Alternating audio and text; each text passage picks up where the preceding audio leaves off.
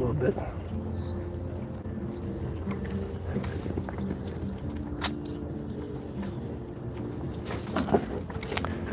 Okay, so let's see. Is that straight? That is straight.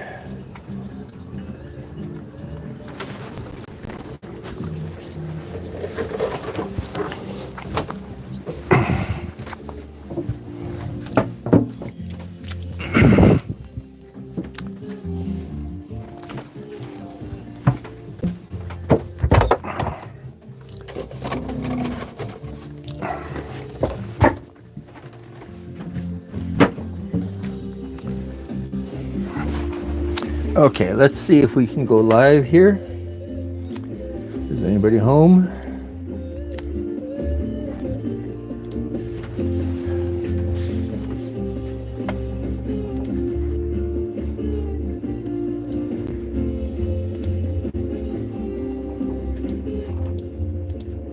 I think they're not so loud.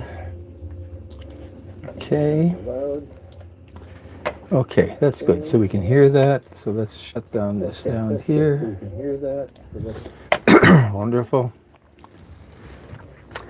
Billy Bob, thank you for coming aboard so early. We're out on the boat, and it's a beautiful evening. Let's make sure that we don't pick up some feedback from there. That's excellent.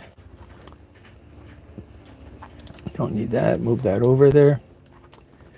So it is a beautiful day, and we're sort of looking at a different direction. I don't think we're gonna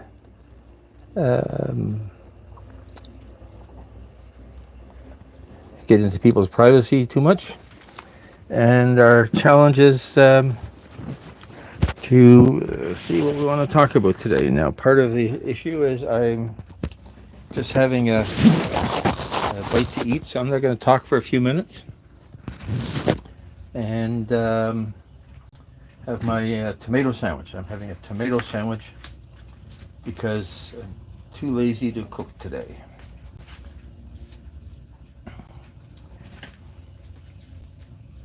So try not to make too much.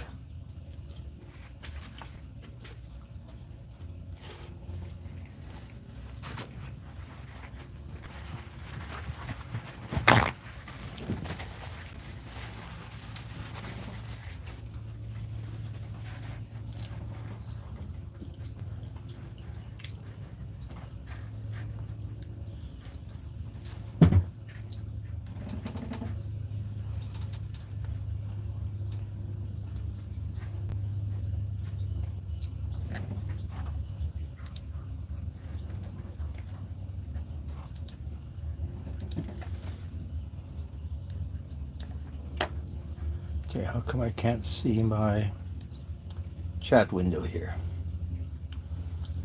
I don't understand what's going on here because I'm not signed in. That's why.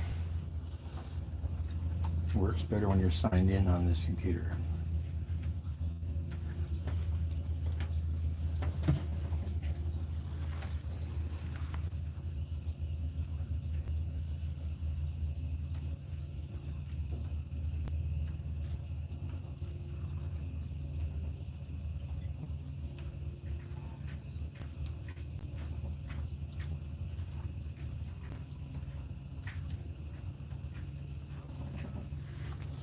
Let's see if that gives us more. Who do we want to be? We want to be Sailing Cook George.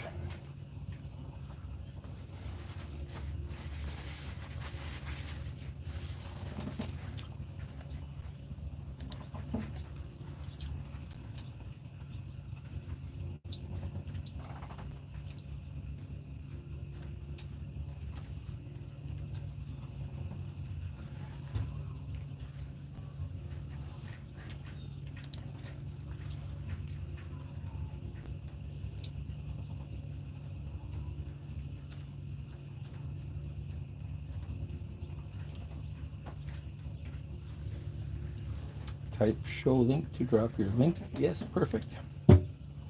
Let's pin this. Wonderful. Okay, so let's see who. So we're looking forward on the boat.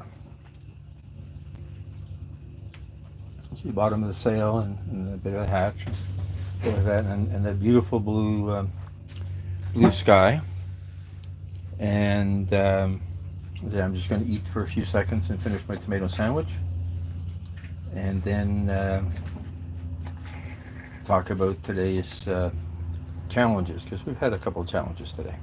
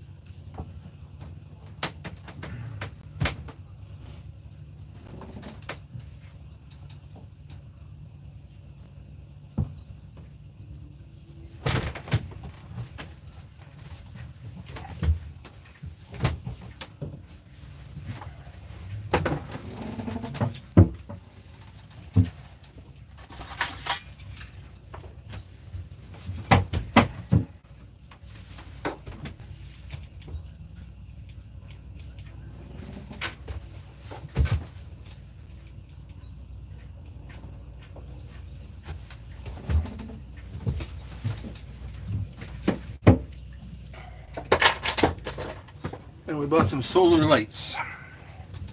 So I'm going to put them up.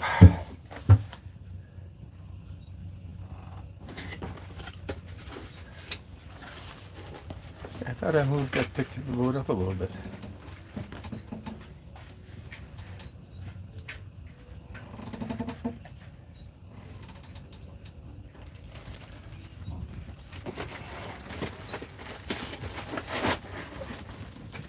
Paula, thank you for coming aboard.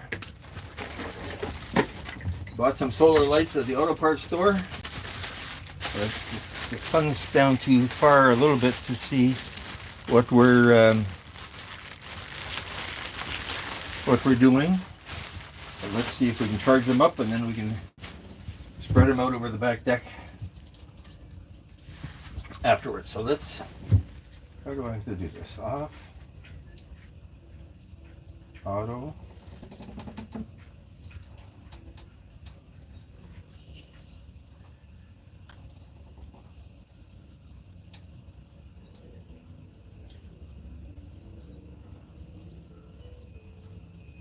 I don't see any. Let's see if these are. Okay, I thought I'd change that camera angle a little bit.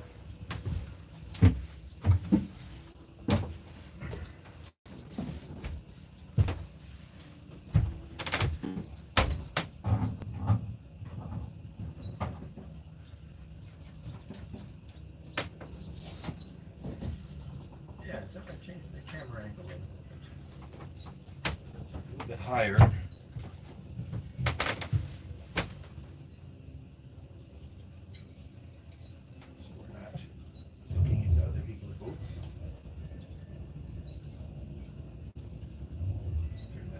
There we are.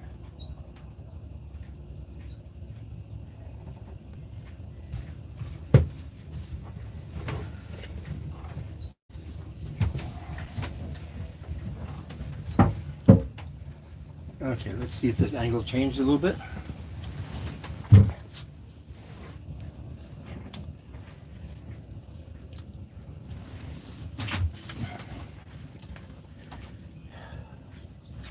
Yeah, we're just trying to have a little bit of a tomato sandwich. Didn't feel like cooking today. And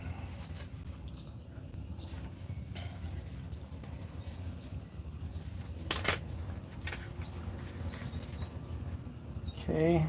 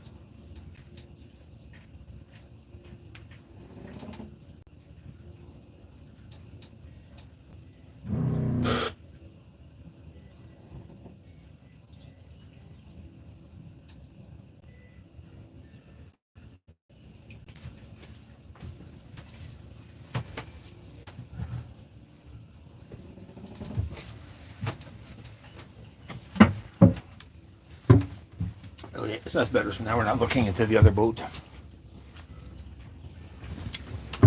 On the menu for today. Today was tomato sandwich. And now I'm going to finish that off. There was some leftover tomato from Canada or where it was from. I'm going to finish that off with liverwurst on baguette. Because I like liver, and liverwurst is portable liver, right? I buy a brand that's very fine and a lot of herbs in it. So I'm just going to move the microphone up a little bit closer so that I can talk without getting too much of the sound of me eating. Where is the top of this microphone? There it is there.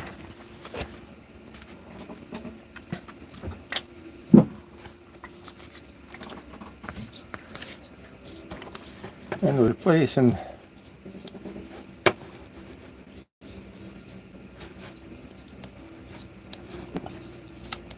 the hatches are open. I'm hoping I'm not going to get a bird coming in to visit me here. That would be a bit interesting. There he's flying around. You can see him in the camera. My friend the red-winged blackbird.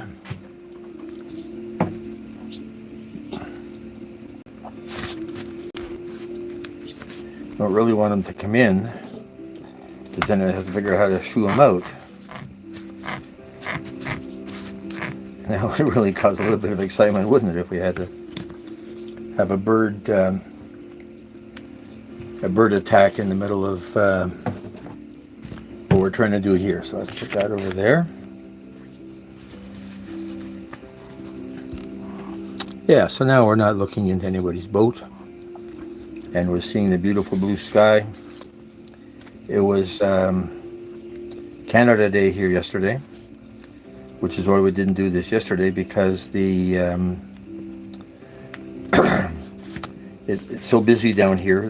This is a good place to watch some of the fireworks that happen in Toronto, both downtown and Ashbridges Bay. So downtown is just to the west of where we are, and Ashbridges Bay is just to the east. I'm just going to make sure that we can hear ourselves here. Yeah, we can still hear ourselves without me hearing me eating.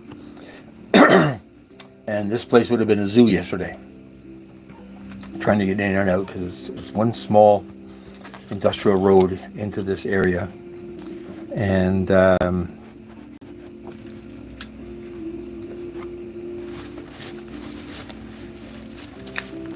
no fun at night.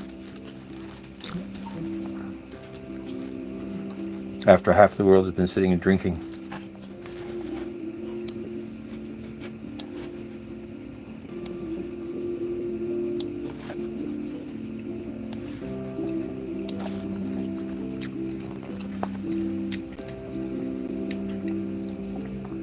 So I said in my editing live that I was going to go down to the beach to watch the fireworks, but we ended up not doing that. We can see some of it through the trees at home, and we can hear it. And they seemed louder than usual yesterday. It almost felt like a thunderstorm more than fireworks.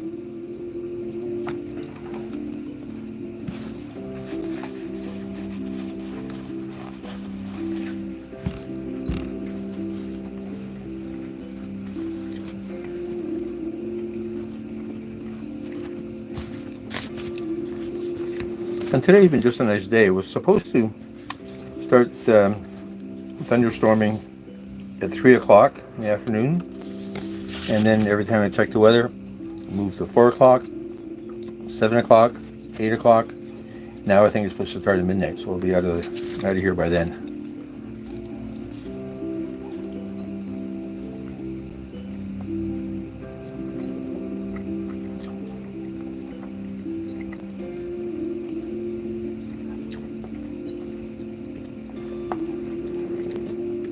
And looking at those clouds, I really don't think that we're going to see any rain at all, which is good.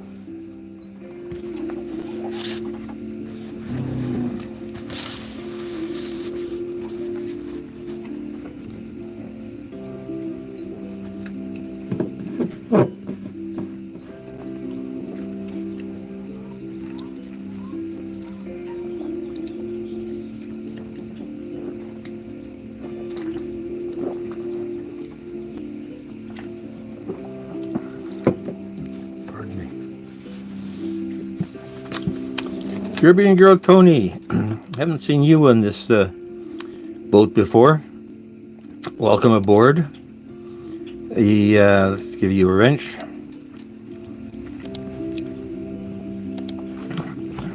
Network as you wish. Yeah, I've been watching your restreams. Interesting concept of restream. I tried a few. I never tried actually restream. I just did the built-in screencast. Screencast, I think, is what Google calls it. I've done it from the phone, and I've done it from my computer, and it's not as sophisticated as Restream, but it's simpler. So it's one less thing to figure out, one less account to keep track of. I look at people's StreamYards, and I see some of the interesting things that people are doing there, especially when they're inviting other people aboard, which I think would be kind of cool if you end up with almost like a variety show with a conversation going on between two people on screen. But I haven't figured that one out yet either.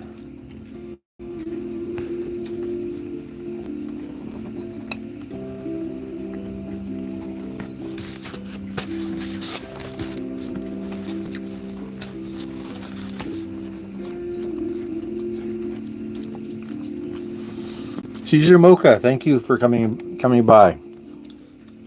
You're here every time, and I always appreciate the visit. Sometimes I wonder if I'm getting repetitive and people are going to lose interest, but people come back, and I do appreciate that. And we're looking for a slightly different view of the harbor today. Basically looking out towards the west, the sun, the sky in the west, and that big blob overhead is the sail cover. That's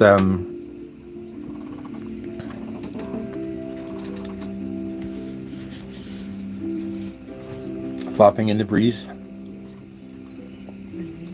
I wonder if I can make that go away so we see more sky instead of sail cover.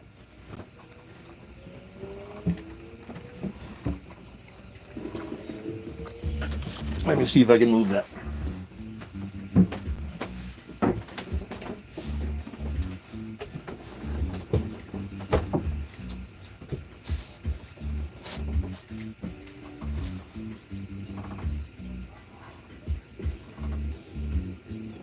There we are.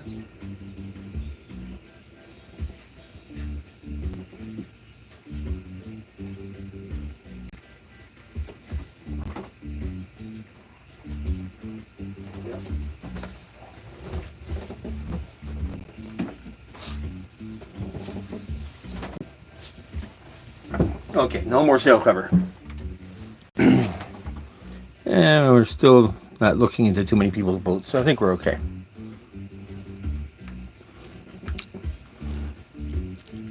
Ocean waves. Thank you for coming by. Really appreciate that. Did check out one of your lives recently, I believe.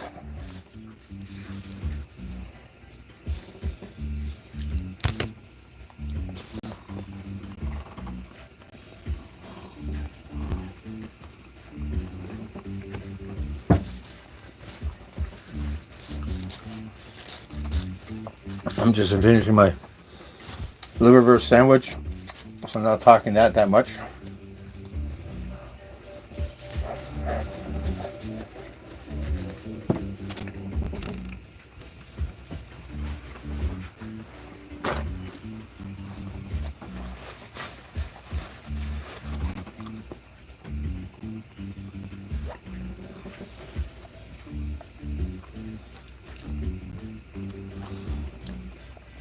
Suzanne Morjon, thank you for coming by. You know, you have the most wonderful lives, and I don't know how you can do it for like 4 or 5. Did I once see 8 hours, 12 hours? I couldn't stay awake that long. But thank you for coming by.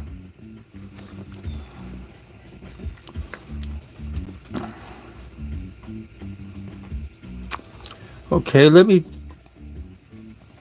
Ocean Wave, let me just go check your channel so I can remember what it is I'm talking about before I embarrass myself. Okay, now I remember.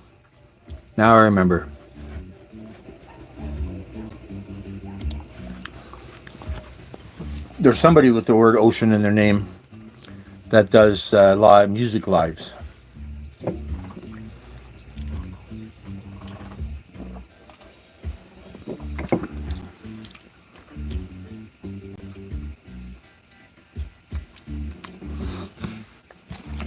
So I hear what you just said,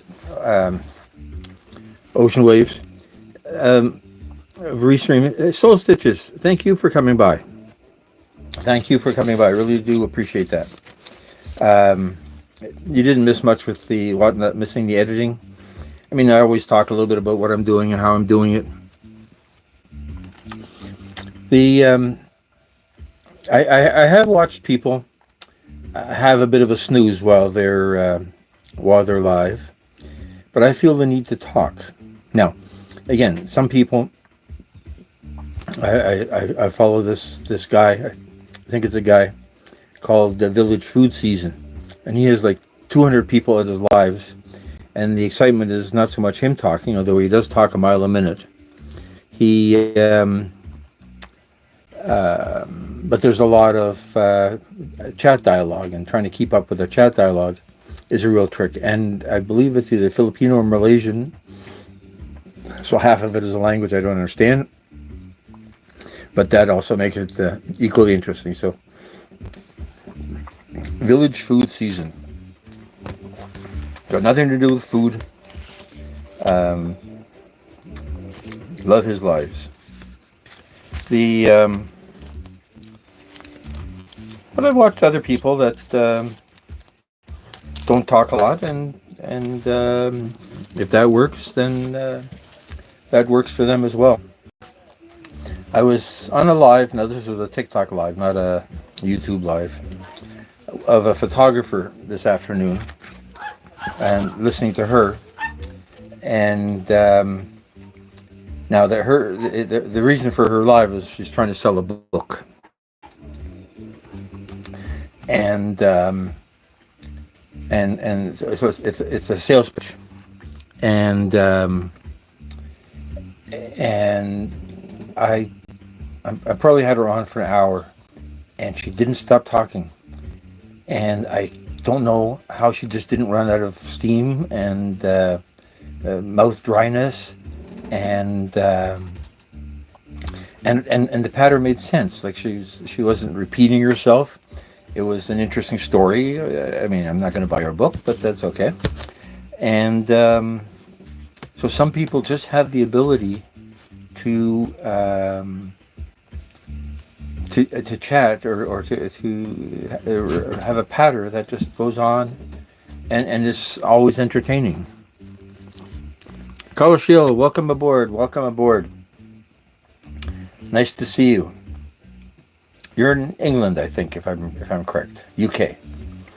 It's nice to see you. It's what time is it here? It's 7 o'clock here, and we're gonna have a beautiful day. The sun's supposed to go down. It's after the equinox, right? So it's already 5 days. No, it's a week after June 21st, and we're getting the days are getting shorter. Winter is coming. I kid because the days are probably like 1 minute shorter, but sunset is supposed to be 9:20 something like today.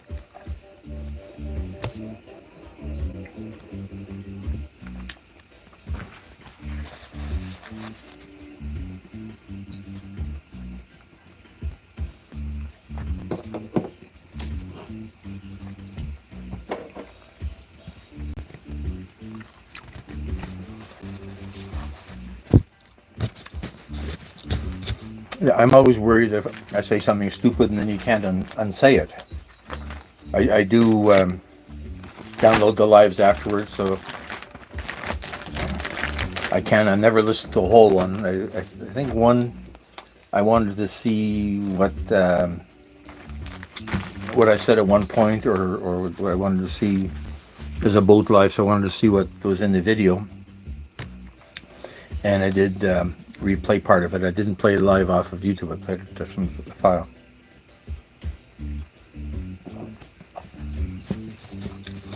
But some people can talk, and sometimes the voices are so soothing. It's sort of like music. And the strangest thing is, because I listen to a lot of lives on my computer, so I can listen to two at the same time. And if you got a music and a talking going at the same time, it's sort of a nice meld. If you got two talking ones going at the same time, sometimes it's hard to remember what they said. But I was listening to one, and it was a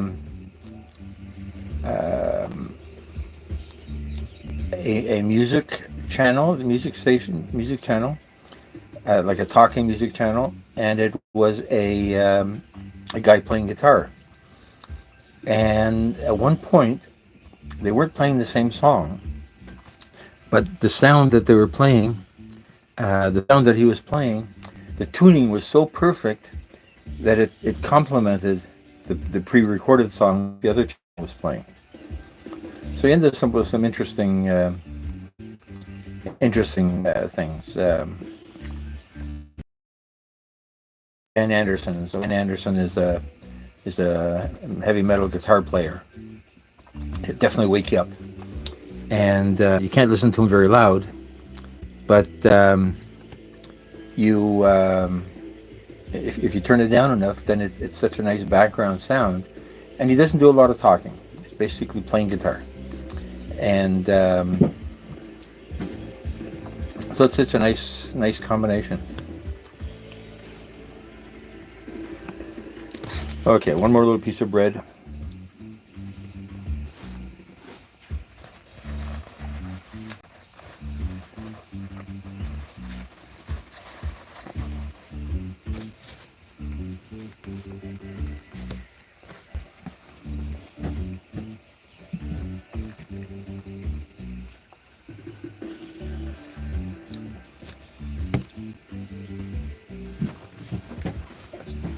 way.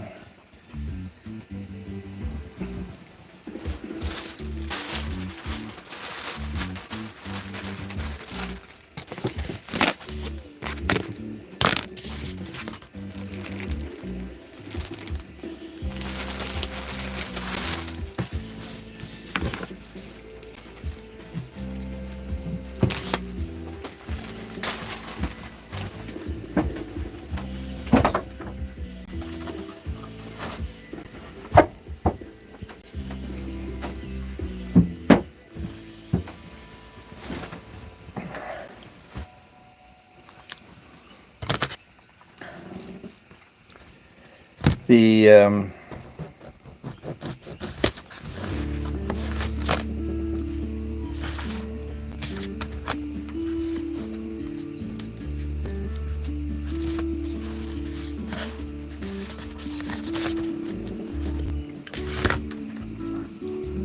you can hear some of the sounds of the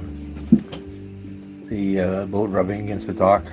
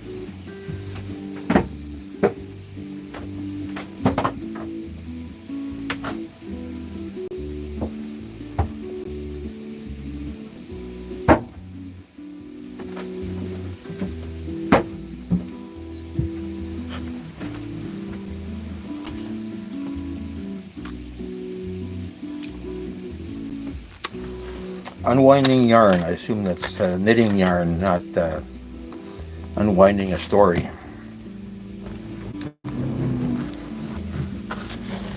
But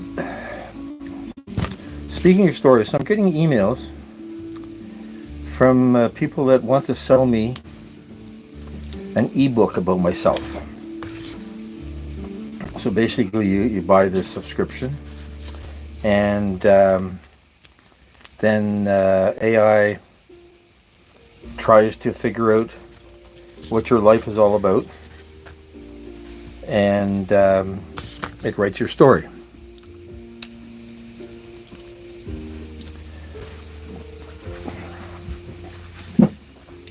Now, I'm not going to buy a book, but I have thought, because I was using ChatGPT this morning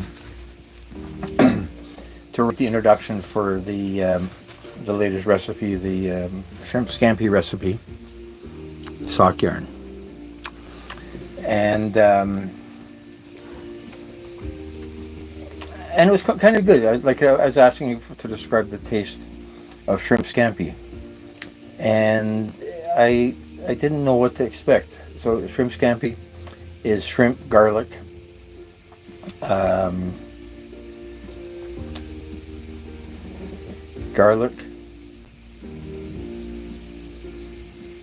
and lemon juice, lemon zest.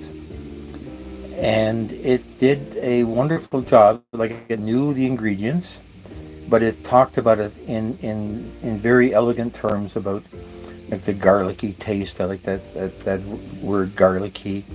And it talked about the lemon taste, And interestingly, it put the shrimp, the seafood taste of shrimp at the end, when you'd think that shrimp is the most important part of the tastes that you're getting. So it put them in the wrong order, as far as I was concerned. So I rewrote it.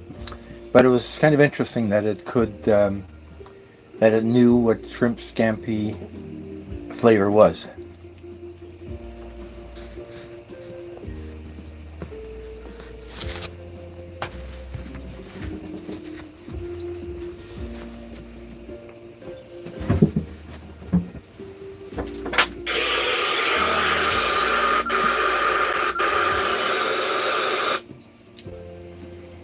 No activity on the marine band today.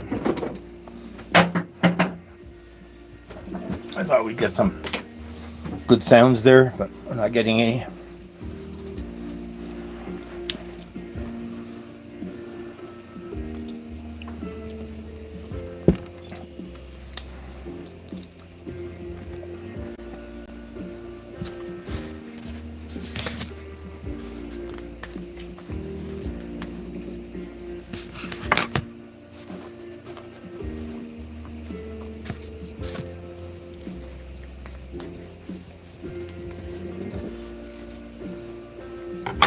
Okay, so that's the end of my supper. I think I've got some pudding cups. We'll have a pudding cup for dessert.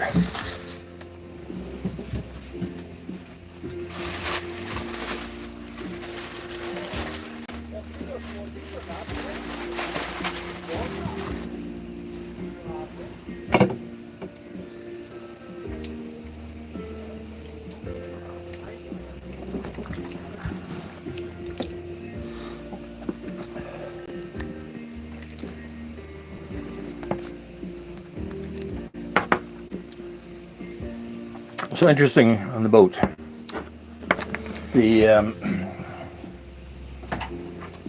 I stopped to buy some stuff, some propane for the barbecue.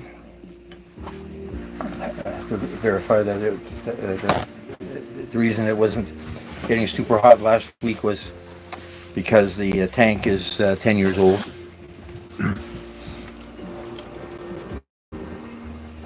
And I get in the boat, I open the boat, and I hear this grinding noise.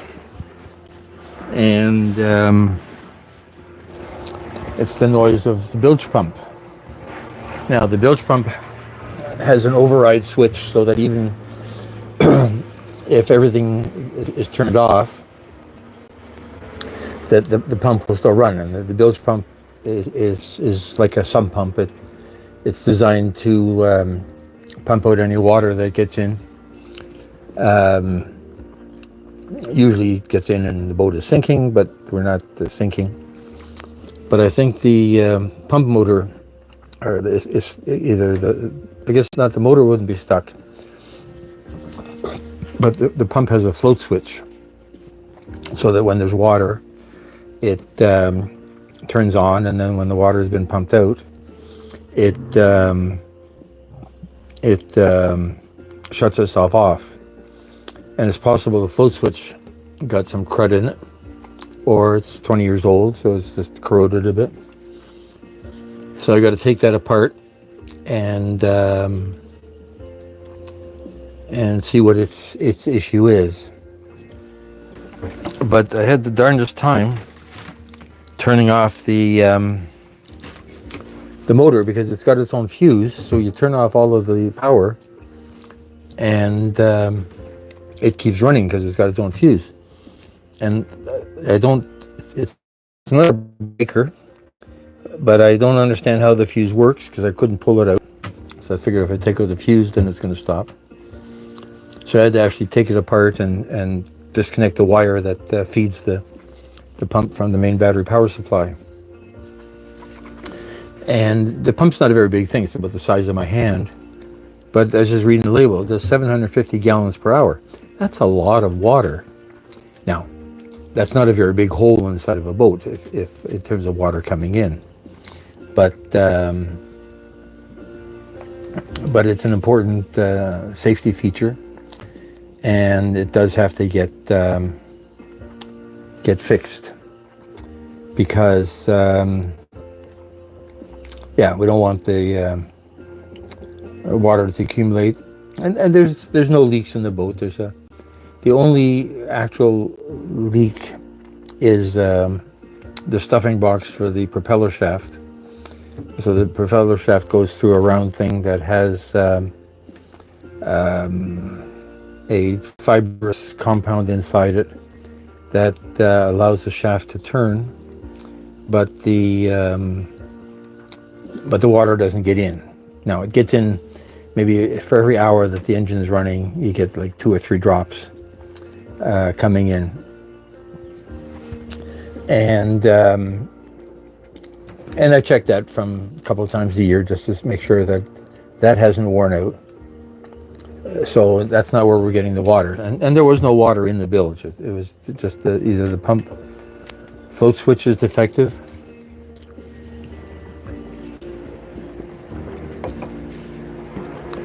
or there's an override switch on the power panel so that you can trigger the pump cycling externally, and its light was on.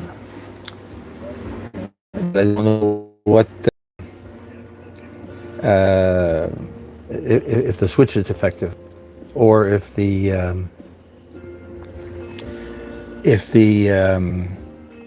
pump float switch is defective, and I don't totally know how I'm going to troubleshoot this thing.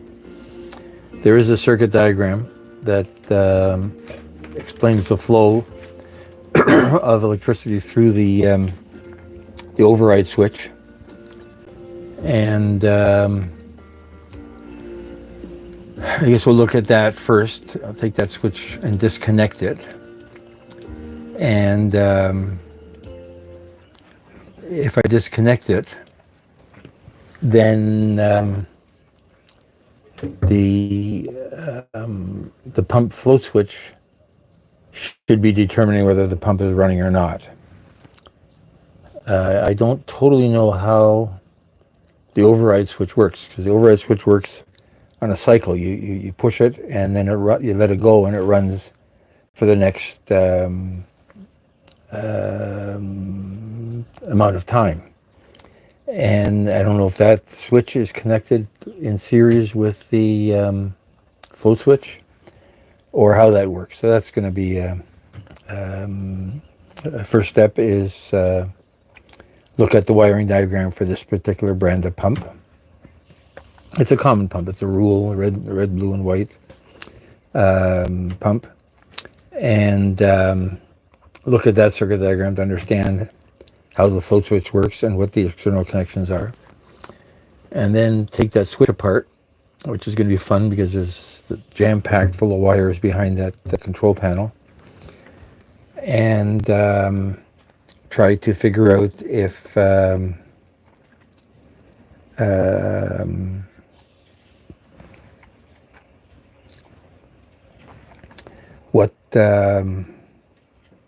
how that switch interacts with the float switch to trigger an override, but to still let the float switch control the pump if nobody's on the boat and there's water in the bilge. The bilge is sort of the underneath the floorboards.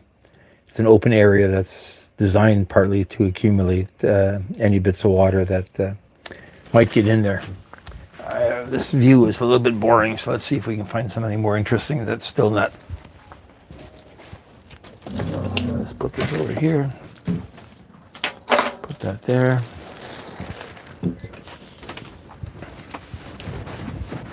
Oh, I see some thunder clouds on the other side. So maybe we will end up with a little bit of a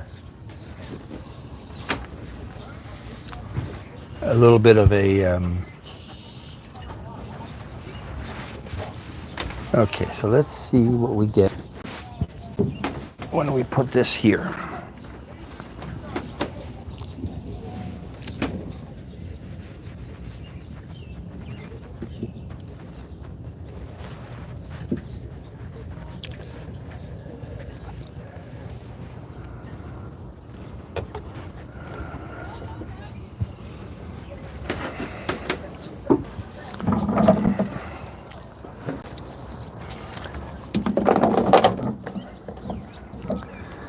Let's see. What does this give us? Okay, so this is a bit of a different perspective here.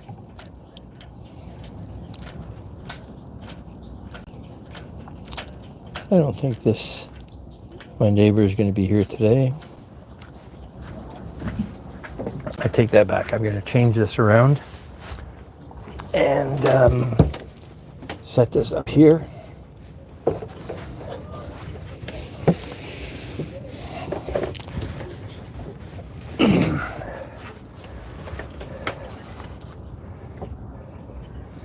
And I'm going to reverse this and let that basically look out the back of the boat.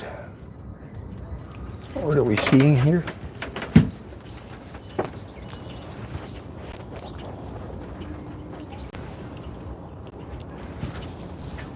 Okay, so we're not looking at anybody in particular. Let's come down just a little bit.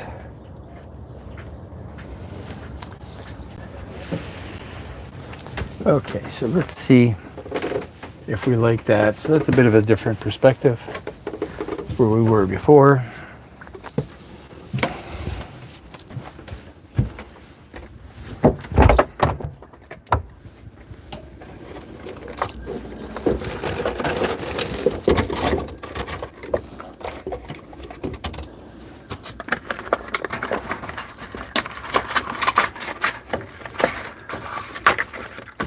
Let's have a pudding cup.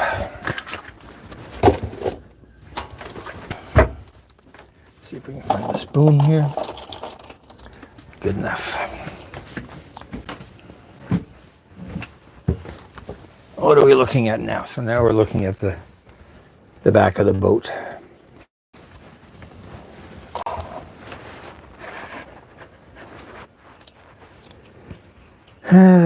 Let's see, what do we got to say for ourselves? So yeah, so this bilge pump is the challenge for the day. It's not an emergency, but we do want to be able to. We want to make sure that if there ever is an issue, that it's a safety thing, that we don't sink the boat for want of a working bilge pump. I think the insurance company might be upset a little about that as well. If I'm going to do that tomorrow, go down to the boat store and scope out.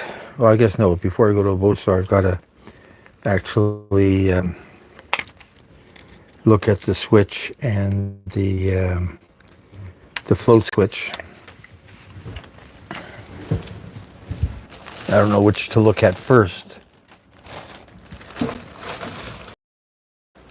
I guess if I look at the switch first, if I look at the wiring diagram for the pump first, and then I look at the switch to see how it's supposed to work, then I'll know if I have to replace the pump. And the pump's probably a couple $100, so it's not cheap.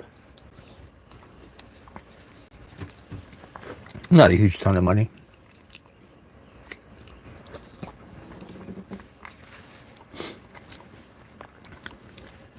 And the other excitement is I want to get the barbecue going and start thinking of some boat barbecue recipes.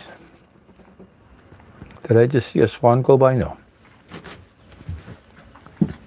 But you got to see whether it's the propane tank was too old, or so bright I couldn't see what I was doing when I put the thing together. So I'll have to check that out.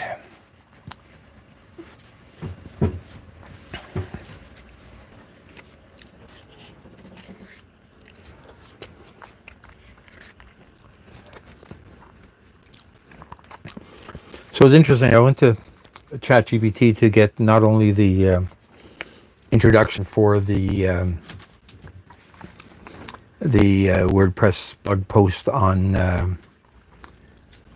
the shrimp scampi, but I figured I would ask it to generate an image of shrimp scampi, and it actually did a nice job. The shrimp looked nice. It used it assumed that I wanted it on noodles. Now, I didn't tell it on noodles, and I don't think there's any law anywhere that says that shrimp scampi must be served with noodles. But it showed it on a bed of spaghetti, and the quality was actually pretty good. Now it's a small image from ChatGPT. It's only hey Caribbean girl. It's only 1,000 pixels wide, but it generated a nice image, and I'm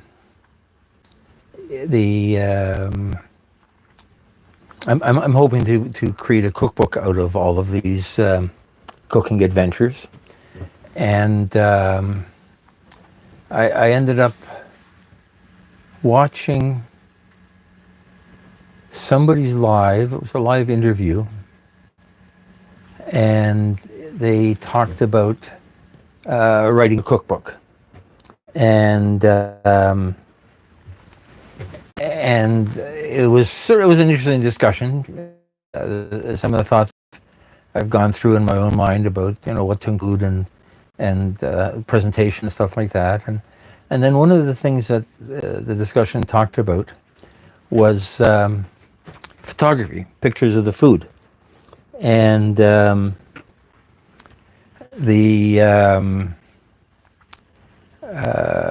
of the things it was either a panel discussion or two-person discussion. I can't remember. I guess it was a panel because it was more than two people, and they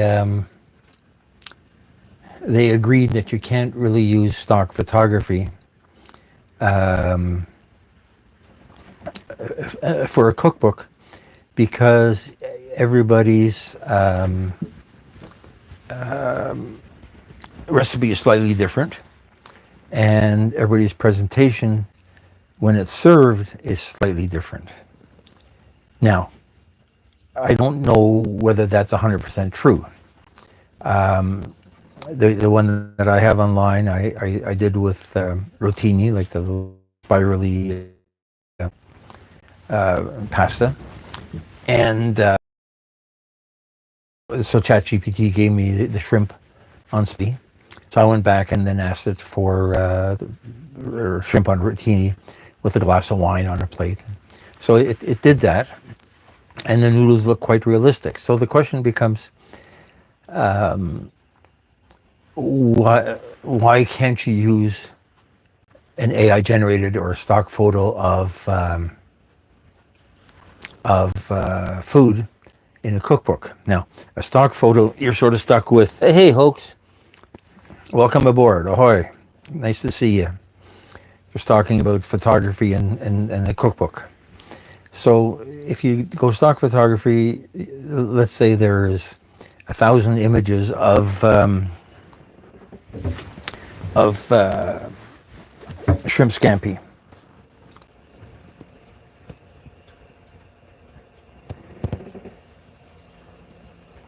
Hey, cutting stitching, Nightbot doesn't like you for some reason. Usually it's because you got too many capital letters or too many emojis. I don't really know how Nightbot comes up with these brilliant decisions, but we're not stuck with him, but I do want him because he does keep spamming and trolling out. So I know that I have seen people say, okay, I use too many emojis, or I did a whole paragraph of capital letters, which he or she, not sure what Nightbot is. Maybe it's an it. And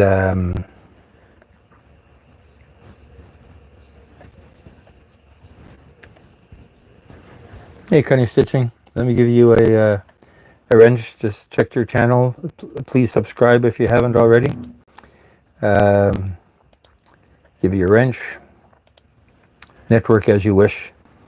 And where were we? Oh yes, we're talking about um, um, photos for cookbooks.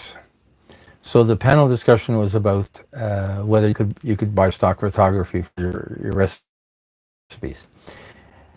Now, I suppose you could write a cookbook without actually cooking anything.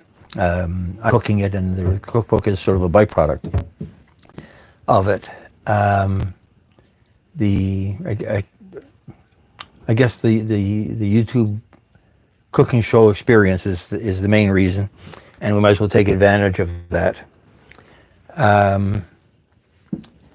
But you could, for instance, look up.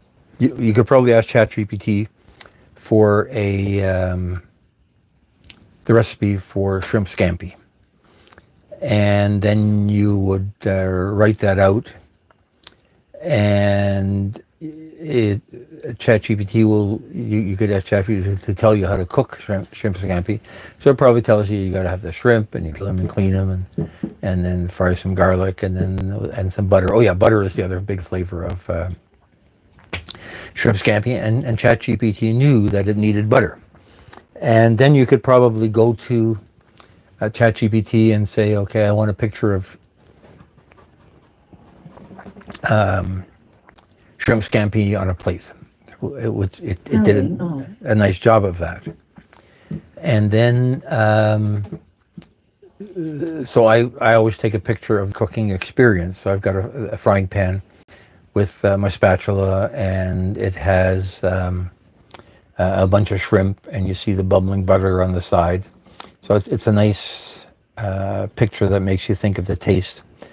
But I wonder if you could just get Chat to give you that picture as well, and then you could write a cookbook without actually cooking.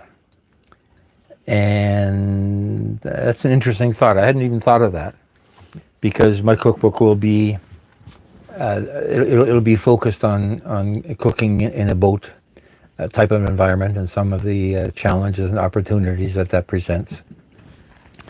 I did get a similar book for Christmas this year, and it's by a family that sails in Vancouver, in British Columbia, down to Washington, so down the Pacific coast. And she talks about the cooking experience on the boat, and some of the sailing experience. But I'm wondering whether you could just ask Chat to give you that storyline as well. And as long as you edit it enough to make sure that if you're going to do 100 recipes, that they make sense in the way that you selected them, you could probably do a cookbook without cooking.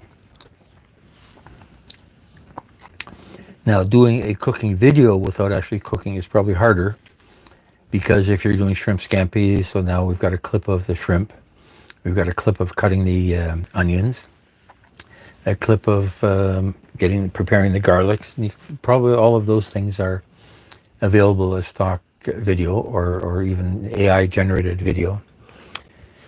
The issue might be that if you show a hand cutting an onion, and then you show a hand cutting some garlic, if the hand is the hand of the same person, then it looks strange. If the nail polish is different, if the skin color is different, if it's a guy versus a girl hand, if it's old versus young. So you got an old person cutting the onion, then you got a young person cutting the garlic, that might be off-putting to the viewer, saying that this isn't real. This has no authenticity. I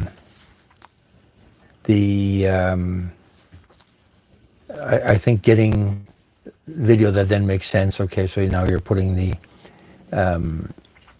onion into the pan, and then you're putting in the butter, and then you're putting in the garlic. So the sequence of these things building up is probably not easy to do from AI or from stock video. So, but they, just thinking about this cookbook issue, that if you could probably invent the whole each recipe and illustrate it without actually getting involved in the making of it. So then another interesting question becomes, how do you know that chat is right? Like, how do I know that butter, garlic, and lemon define shrimp scampi? I've had it in a restaurant, and I remember it said shrimp scampi, and those were the tastes that were there. I looked up a whole bunch of recipes and watched a whole bunch of people making shrimp scampi, and learned a little bit from each one of them, and the commonality is there. Now, one of the recipes, the person spent a lot of time talking about putting asparagus in the mix. Now, I like asparagus, but asparagus seems extraneous to the shrimp scampi experience. I think I read somewhere else, wasn't this chat, it was just Google's AI answers to what is shrimp scampi, that the shrimp should be covered in breadcrumbs. As I said, I'm not sure why chat thought that it was important to have noodles in place. Because the first time I had shrimp scampi, I think they were an appetizer on a plate, and the shrimp were butterflied. The ones that I used weren't butterflied, too much work. The shrimp were butterflied, and they did have a nice coating of breadcrumbs. Let's see what this water is doing here. So it's an interesting question that I'm asking myself. How do you know? Can you have ChatGPT generate a viable cookbook? And how do you know that it makes sense if you don't actually produce it? And put that over there.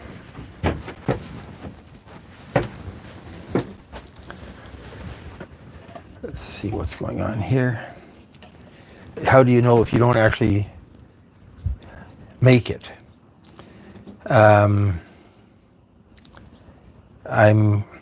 think I'm actually going to just out of for my own curiosity, take a cooking adventure, ask ChatGPT to replicate it, and see what it gives me. And it'd be interesting to see if it does a better job than I do. And I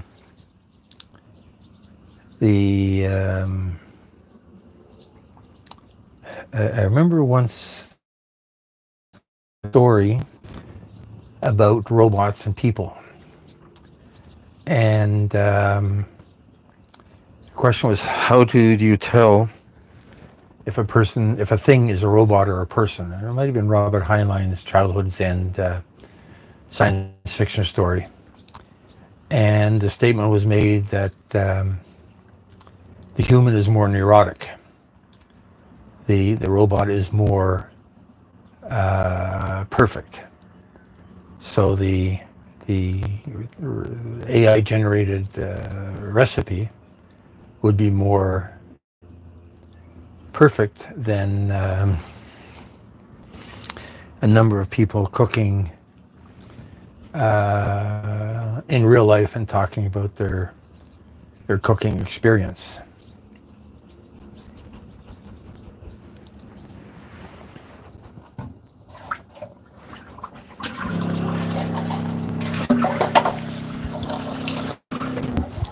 Okay, so that seems to be working.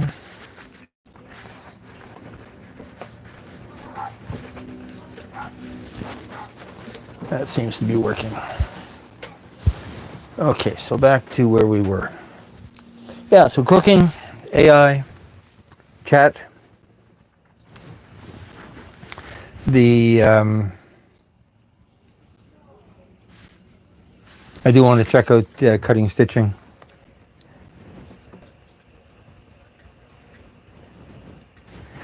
Dave Deadly, I came by your channel today. Music. I didn't stick around long enough to understand what I was listening to. Is that you singing, or is it? I don't know what it was. It was the one I was. I remember was a trucker story. I've never used Copilot. I've worked hard to turn it off on all my computers because I don't. I keep thinking that I want to be in control of what I'm doing. I don't want Microsoft taking over and going off and doing stuff. The somebody was a lady that runs a cooking channel, Healthy something, and she's been in one of these lives. She was talking about Gemini, Google's Gemini, as as an AI chat kind of thing.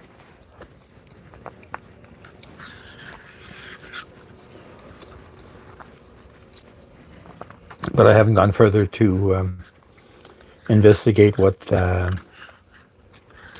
that does.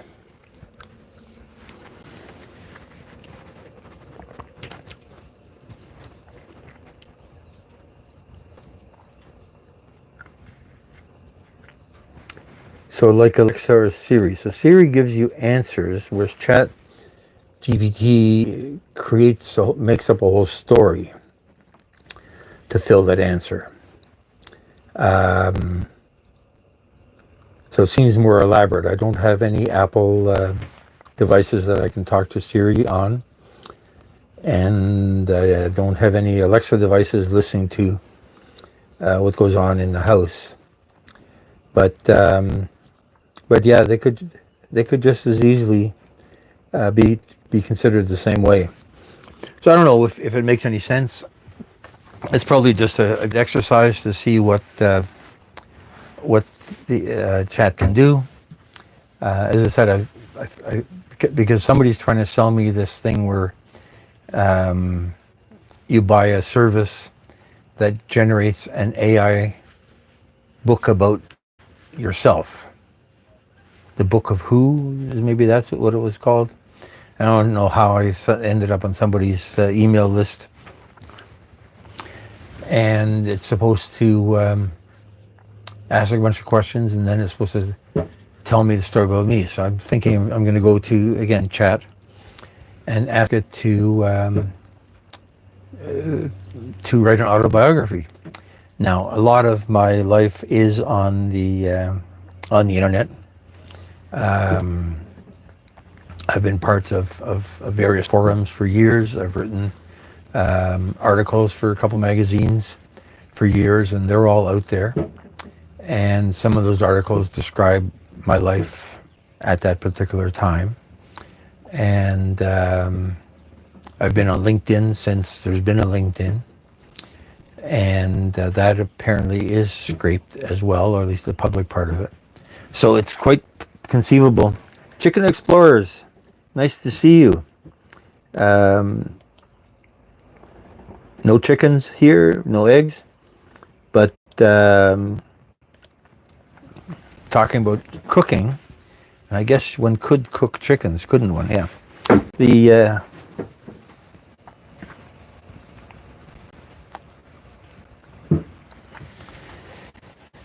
Yeah, AI can't invent anything new, But if it knows who I am, then it can search the web, or will already have accumulated everything on the web about everything I've done. So I've written books on management, for instance.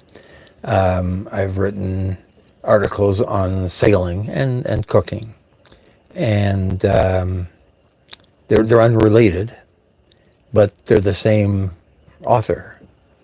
And so it'll be interesting to see what conclusion it comes to. I think I'm talking myself into trying it, if for no other reason than to see what it comes up with, because maybe my life is more exciting than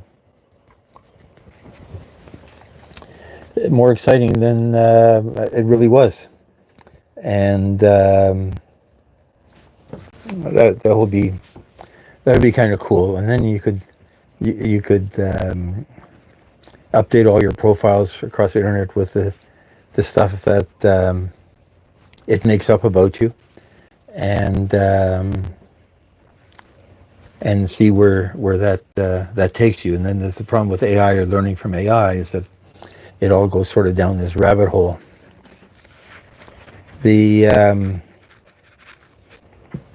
Chicken Explorer. I didn't realize that there was a whole community of chicken people out there.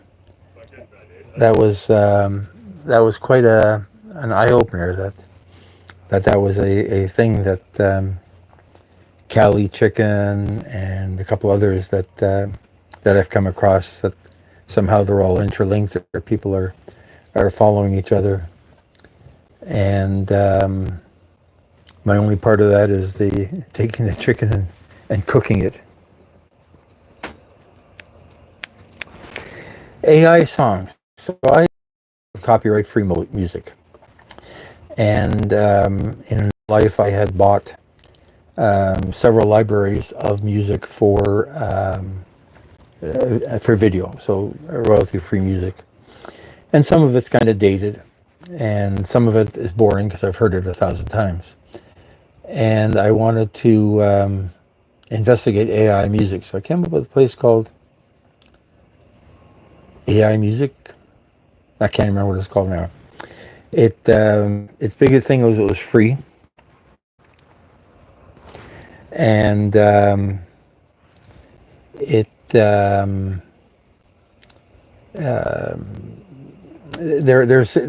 totally understand the licensing terms. It talked about if you had a subscription and you stopped paying for the subscription, anything you created was still, you had the right to use it.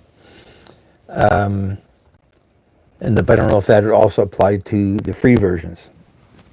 So I generated a bunch of songs, and I've used one of them.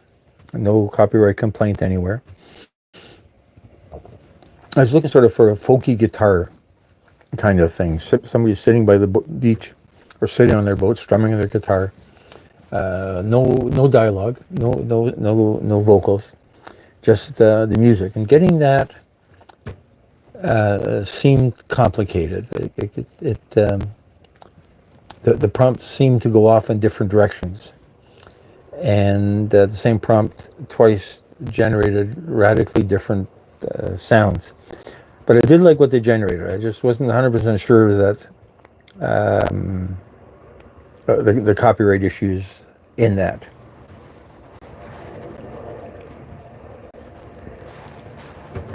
Yeah, Dave, come back. Thanks for coming by in the first place. As I said, I heard it. It was a song about a trucker, and it sounded a little bit like Johnny Cash. I don't know. I didn't read all the description. For all I know, that was AI generated. That would be kind of interesting. AI, give me a song about driving a truck down a highway, and make it sound like Johnny Cash. Now, this AI thinks that don't use the names of real writers or singers to avoid copyright issues.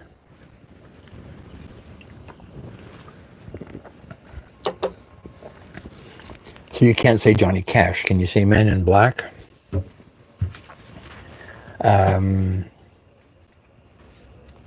If you wanted Waylon Jennings, can you say the Cowboy? Willie Nelson, the Cowboy? Hard to know whether any of that makes any sense. So it's, I think there's so much stuff you can play around with that that is kind of fascinating. The but yeah, AI music. I don't even mind buying a subscription for a few bucks a month for the rights. I think that's probably a good investment. The downside is that if you don't, it's like ChatGPT. And I mentioned earlier this photographer that was talking about stock photography in her live, and she's going a mile a minute, basically vlogging her book on how to get rich on stock photography. So the first time I came across, not her, but another presenter talking about getting rich on stock photography, I went to ChatGPT and asked it to write me a book on how to get rich doing stock photography. And I got 200 pages. And then I researched it, and there are, at this point, so this is like 6 months ago, there are 3 human beings that wrote books like that are widely distributed. And I'm assuming that ChatGPT took all of the words from those 3 books, threw them up in the air, and generated the book that it gave me. And so my fear is that if you try to publish that, then you're back to somebody having a valid copyright claim when the first paragraph of the book says something like, "It was a dark and stormy night and my camera was handy." If Chat gave me that phrase, and that's a phrase that it got from somebody else, then you're in the copyright claim plagiarism issues. If you're in music, so Western music, there's, I mean, how many notes is there? The staff and the bass staff have 16 notes. Is there 16 notes? 8 notes in an octave, and then all the sharps and flats. So every song is made up, and every Western song is made up of those notes. And the original guitar chords, going back to when Silent Night was written with a C, F, and G. So those chords have been around forever. So all guitar music is basically 20 different chords. So if you string a bunch of chords together, what do you get? And is it copyrightable? And then it brings to mind the fact that, is it the Marvin Gaye family tried to sue Ed Sheeran? I'm not sure what song it was they were after. That Ed Sheeran had copied a Marvin Gaye song, and after whatever deliberations a court had, they found that there was no copyright infringement, because all Western music is made up of a limited number of notes. The notes are combined in a limited number of chords. There are a limited number of beats per measure, and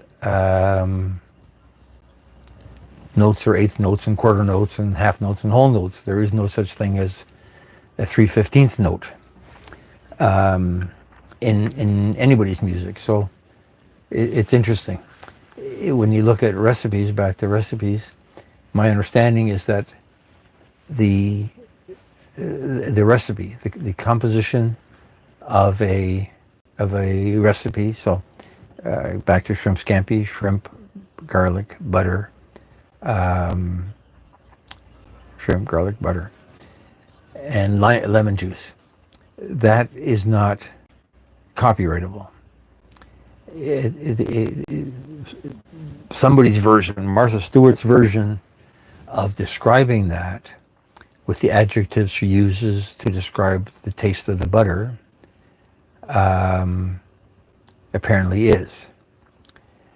The fact that you're going to use a tablespoon of butter and half a cup of garlic or whatever is apparently not copyrightable. It's a formula.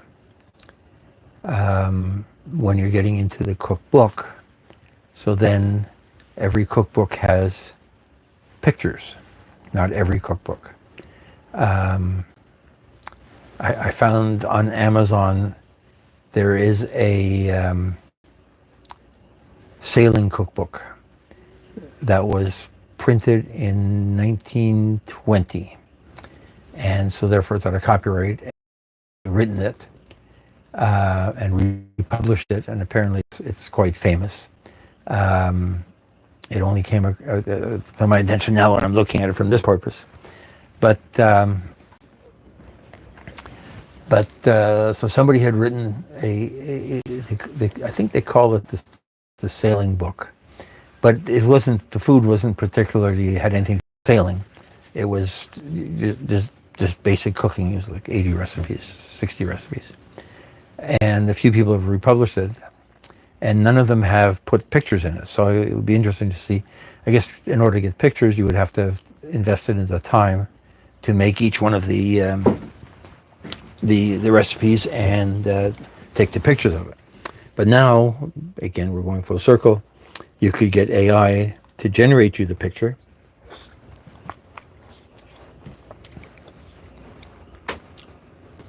And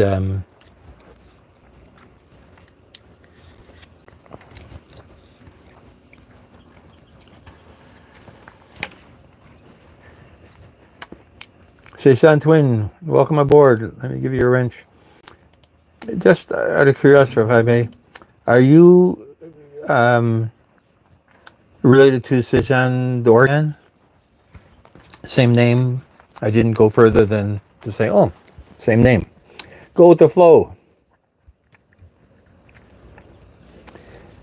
Welcome aboard. Nice to see you. We're just sitting here talking about AI and cookbooks. I don't know how we got into that. And I remember a couple of weeks ago we got down a rabbit hole with somebody, and we lost the whole plot for a while there. And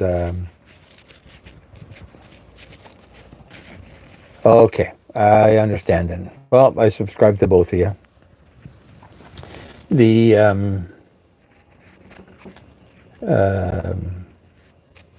Yeah, just getting into the whole issue of cooking and cookbooks and AI generated photos for the cookbooks. And then my mind started wandering, and we got into could AI generate the whole recipe without any actual physical cooking involved? And could you then have a totally AI generated cookbook and you wouldn't know whether it was any good or not until somebody tried to make it? And because if you've never eaten shrimp scampi and never prepared shrimp scampi, if the recipe didn't include lemon juice, how would you know that the recipe was wrong? It wasn't the traditional shrimp scampi. It was shrimp with garlic, or whatever you want to call it.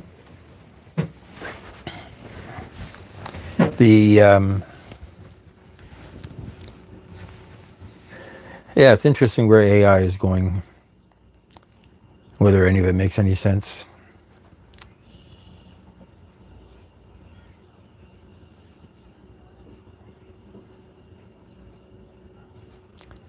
Now, I said before that we're supposed to get a thunderstorm. It was supposed to be this morning, and then this afternoon, and then this evening, and now it's supposed to be for midnight. I haven't looked recently. If we're looking out the back, we're seeing clouds forming out there. I'm just looking out another window, and I'm seeing big white fluffy clouds that are sort of darker at the bottom. So maybe we will still get our thunderstorm later on this evening. I'm hoping that I'm going to stop talking at 9:30ish, so that should be before any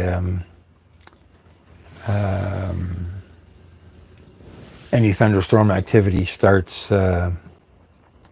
getting in the way.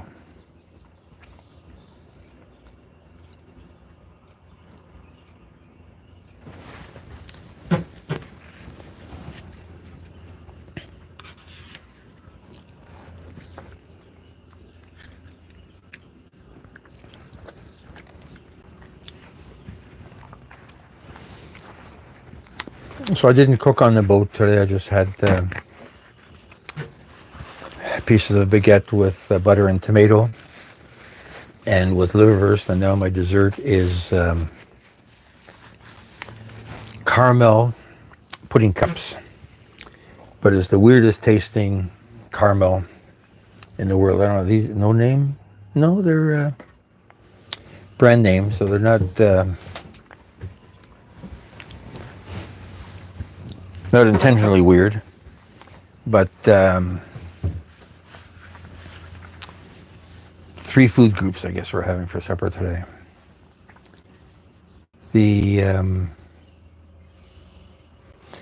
I decided I would try Amazon. Now, I don't buy a lot of stuff from Amazon, but I registered myself as an Amazon affiliate. And on the Shrimp Scampi, I've provided a link to this very neat, pardon me, Positive Folks, thank you for coming aboard. Nice to see you.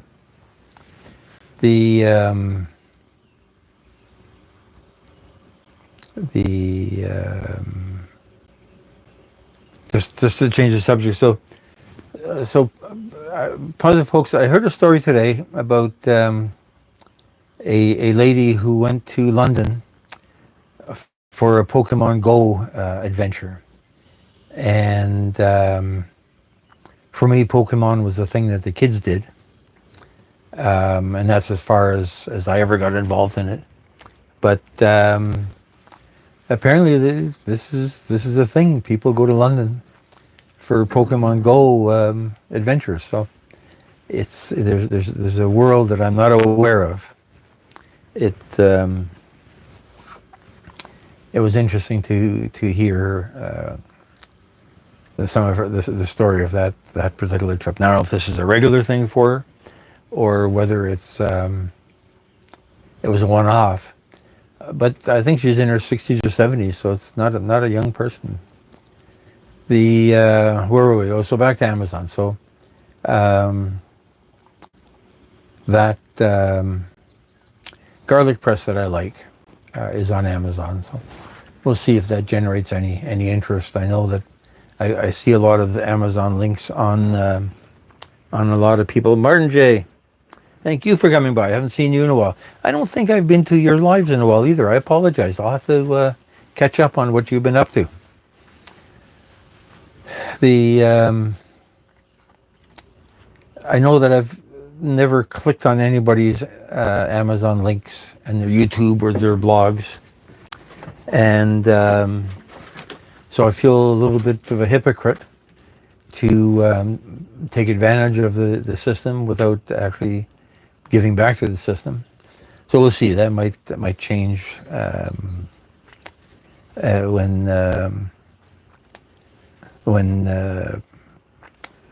I'm making $1 zillion on Amazon.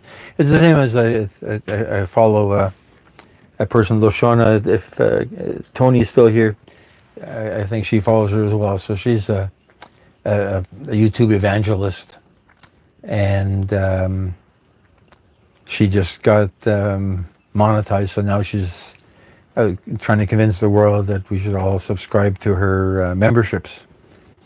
And in my mind, I'll subscribe to her membership when I'm making enough money on YouTube for my own YouTube income to pay for the um,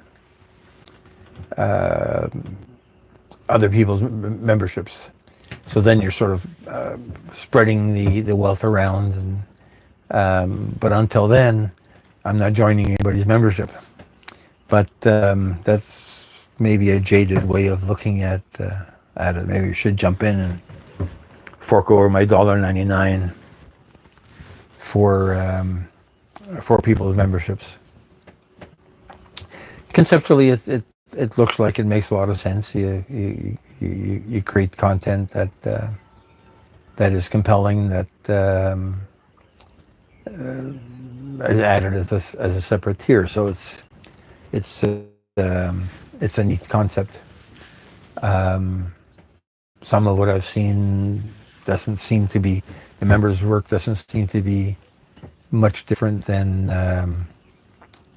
what some content creators provide to the public. But I've seen other people, and they're mainly how-tos. I've followed a few photography people, and some of their membership stuff is a more detailed discussion of whatever, a behind-the-scenes look, or a process that the person has gone through and has shared with them, with the internet.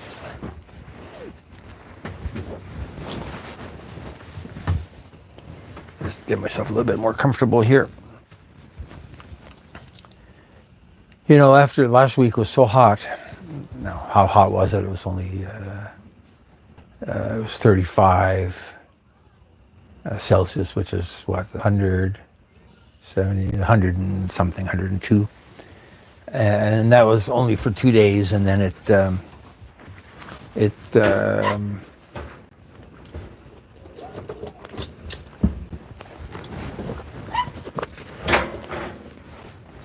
cooled off quite nicely.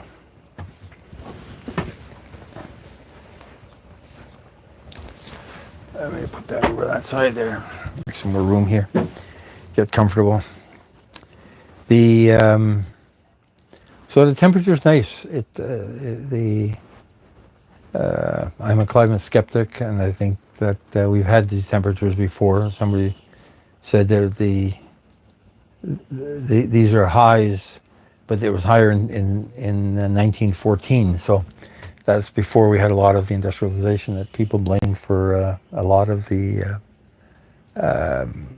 weird weather that we're getting. So we'll see who's right and who's wrong in there.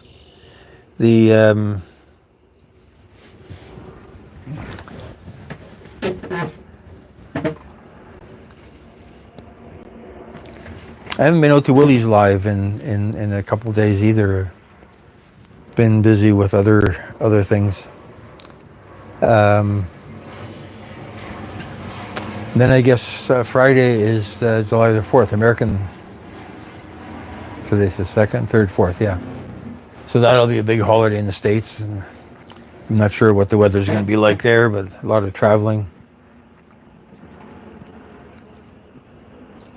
Yeah, I never understood heat dome, because at one point the heat domes were used to describe when there was something was preventing the heat from leaving the earth. So a layer of smog or a layer of whatever, carbon dioxide up in the air. But the heat dome that we've talked about this week, I didn't hear that explanation being used at all. I mean, last year we talked about atmospheric rivers, and I didn't understand what an atmospheric river was either, and how that was new, or what triggered it, or what influenced where the airflow went. I understand Santa Ana winds, and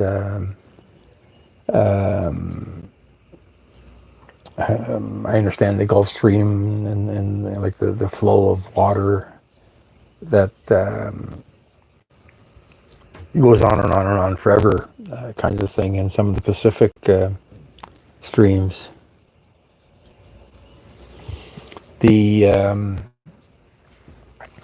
Maybe it's AI. So somebody said, "What's a good word for when it's very warm outside?" And AI said, "Let's call it a heat dome." The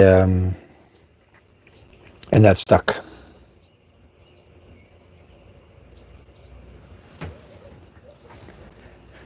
Let's just zoom over here and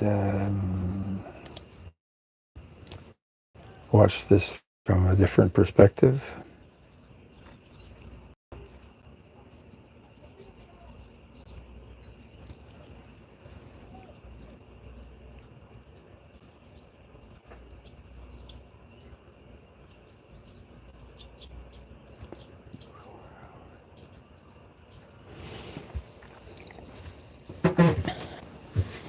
The Hey, Imelda, thank you for coming. Welcome aboard. Nice to see you. We're just talking about either AI or the weather, or whether AI is inventing new words for the weather that we've never had before. I guess I started this by wondering whether AI could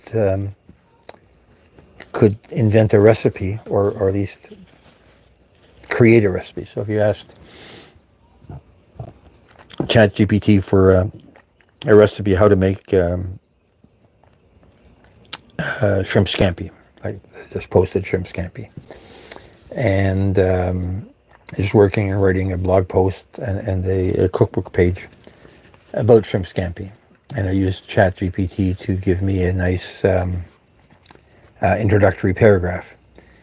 And then in this live tonight, I've been postulating, well, what if I just asked ChatGPT, give me a recipe for, tell me how to make shrimp scampi, and then based on that, ask ChatGPT, give me pictures of the stages of making it, so the finished product.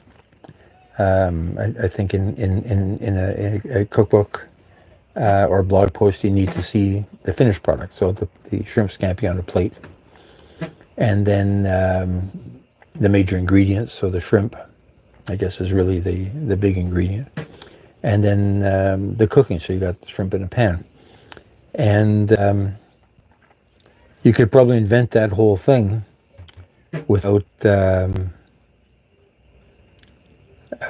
ever actually making it, and then you could talk about how great it's going to be. I don't live on the boat. The boat is it's a 15-minute drive from where I live in the city. It's actually in the city, so it's a nice, quiet place that's a little bit cooler, and it's a nice environment. So it's on the water, and you get the smell of the water and the sound of the birds, and some of the sounds of the boats. I like the sounds of the boats. Okay, Suzanne, thank you for coming by. We'll drop in on you guys later. The pleasure to have you. We'll see you again. Ahoy. The On the very hot day, I was down doing some work on the boat, and I contemplated spending the night. And then I ended up talking to a guy that's, hey, foodies, welcome aboard. Nice to see you. Talking to a guy a couple of boats over that does live on it, and it's a slightly small boat.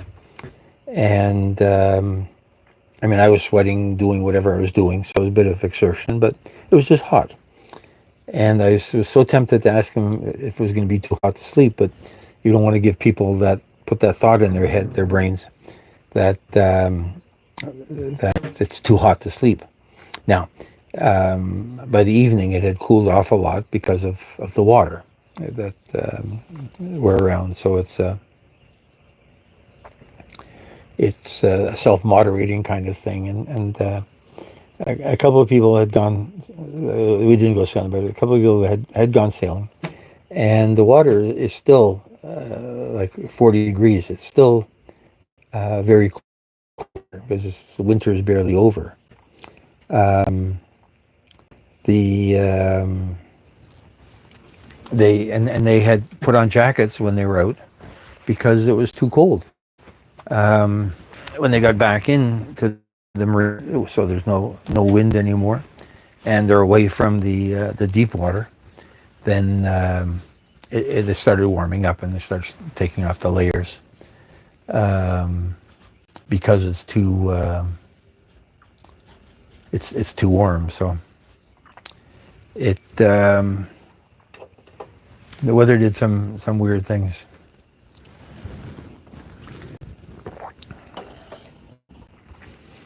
Yeah, so I'm trying to see whether um, promoting stuff that's available on Amazon on the channel is a good thing. Whether it will pay for a bigger boat. Um, Certainly, people writing books about how to promote crap on Amazon, or how to sell books on Amazon, or how to be an Amazon influencer, or how to be an Amazon reviewer. I mean, there's a whole industry around people telling other people how to, and I guess it's the same on YouTube, how to get a million subscribers. And you look at some of them and they don't have as many subscribers as you do, and you say, okay, how do they know that any of the things that they're talking about make any sense and that they'll work? And you're back to AI. Like, if I asked AI, how do I get 5,000 subscribers on YouTube? I'm sure AI would give me, ChatGPT would give me enough to keep me busy talking about it for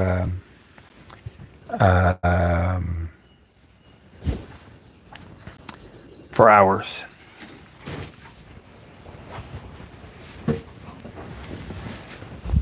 So what are you up to, foodies? What's new in your world?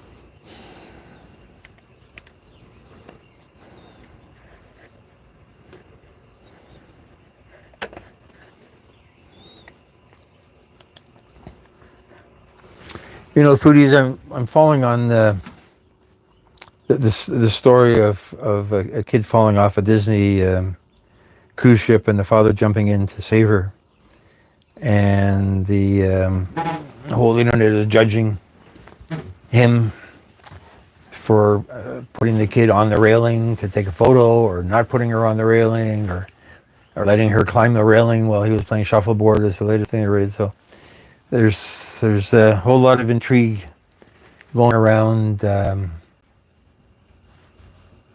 about that. So it's kind of interesting watching it on the sideline. I mean, scary for that it happened, but sort of interesting listening to the various opinions that people have on how it happened, and how could it have been prevented, and who did what, and who's wrong and who's right, and who's to blame. I guess in the end is part of the conversation that people are having.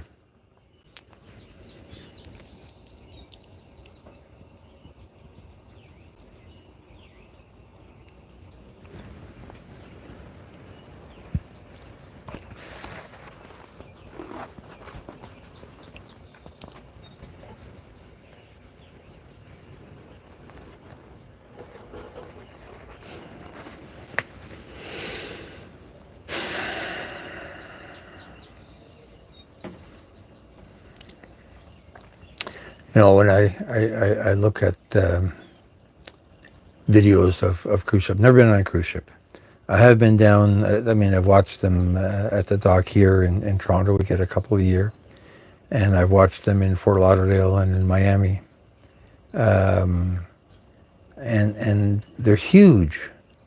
And the skill with which the captain and crew bring these things into dock Um, it's huge. It's like they're floating apartment buildings, and yet they're brought up to a dock and tied there and tied up in such a way that people can get on and off. And I sometimes try to get into the dock with my little boat, and the wind is pushing me away, or the wind is pushing me onto the dock. And I ask myself, so if a cruise ship is 1,000 feet, is that fair? And I'm 32 feet, so that's 300 times as big, or 30 times as big. 3920, 900 feet. 3 times 30 is only 90. Yeah, so 300 times as big. No, 30 times as big. 30 times 30 is 9,000. Yeah. 3,900. Yeah, so 300 times as big. And their boats are brought in so gracefully that it's amazing. And most of the ones I've watched in Miami don't use tugboats.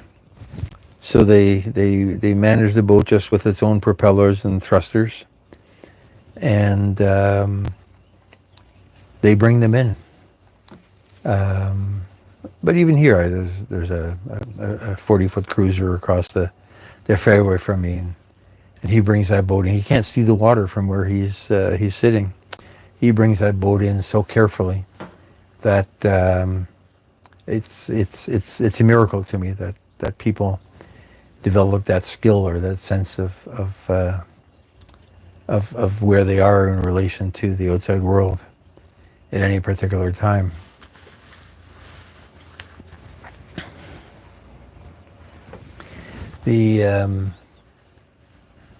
I was saying it's getting dark earlier, but it's 8:30 now, and it feels darker than it did a couple of weeks ago. And it's not that far after the equinox that you'd even notice that. But it feels like the day's getting shorter.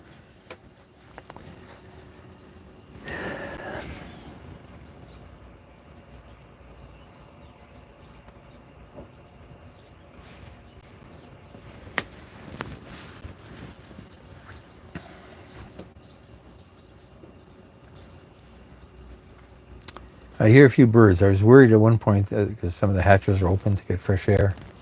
I was worried at one point that a bird was going to come flying in here and then get confused and try to figure out how to get out. But that didn't happen. But I hear a few of them flying around, twittering outside, making bits and bits of noise. I'm a bit disappointed that we haven't had the swans come by again. They seem to come by when nobody's watching. Maybe they don't want the publicity. But we're talking about big things, so the swans are huge in terms of birds. Let's take a look at the back. What do we see here? Yeah, so I see some pretty big clouds coming up that we may well end up with a little bit of a thunderstorm at one point.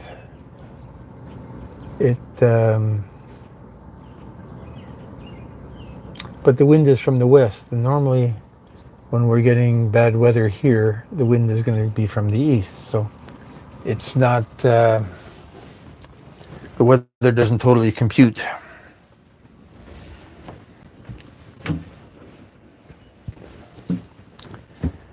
Okay, I'm just going to make some room here on this settee and move over. Oh, I should go check. I bought those solar lights. Now, they didn't have enough time to... Okay, Ocean Waves, we'll check you out. Go live. Let's see what these lights are up to here. Let's put on the captain's hat.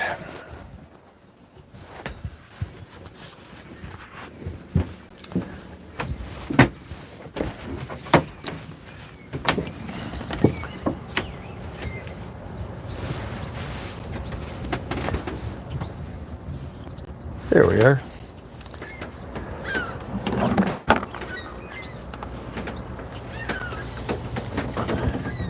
Okay, so why aren't these lights on?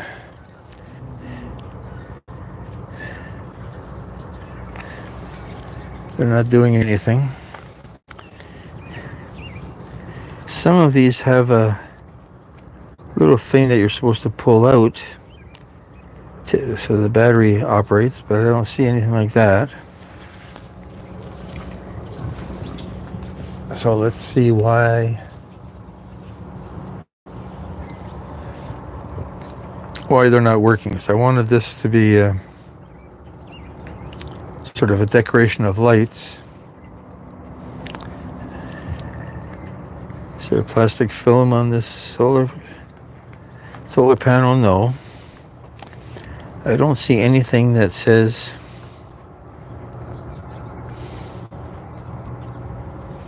switch, just says auto and off. So I guess maybe it wasn't out long enough to get fully charged up. What we'll do is we'll just leave them here and let them charge up for the next couple of days and see if they wake up. Yeah, so over there, that's that big thunderhead looking kind of cloud, and I wonder when it's going to do anything bad to us. I see more dark clouds in the other direction,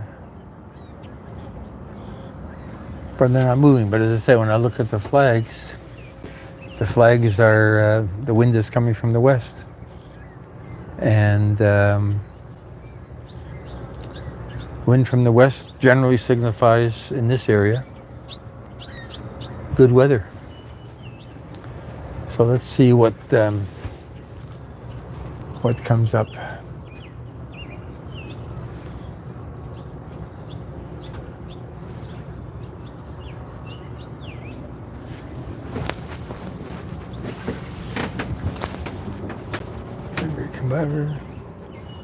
Martin J, no sailing. I've still got some work to do on the boat. We're moving a little bit slower. I hurt my foot a little bit, so I'm a little bit afraid, in fact, because I can't jump off the boat onto the dock.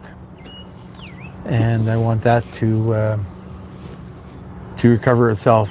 But the boat needs a little bit of work, and I haven't been pushing hard on that. I've rearranged a bunch of the traveler lines already, and it needs a different brand of rope, different size, and it needs a different block than the ones that I had available. And that was at first it was a big rush to do that, and so now it's got a little bit of a lower priority because I'm a little bit reluctant to get out there until my foot feels better. So it's a thing. It comes and goes. It's arthritis kind of related. So it's life. Not what you can do about it. Right now would be an ideal weather for going for at least the motor. There's not enough wind to go for a sail. Flags are barely moving, so the boat wouldn't move. But they could think it's a motorboat, and get some use of it. But I enjoy just coming down here and doing this. and stuff, and recording that. And as I say, it's a cottage. It's a place to sit.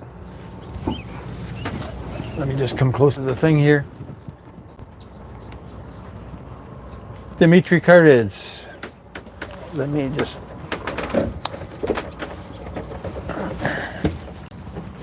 Old Man of the Sea.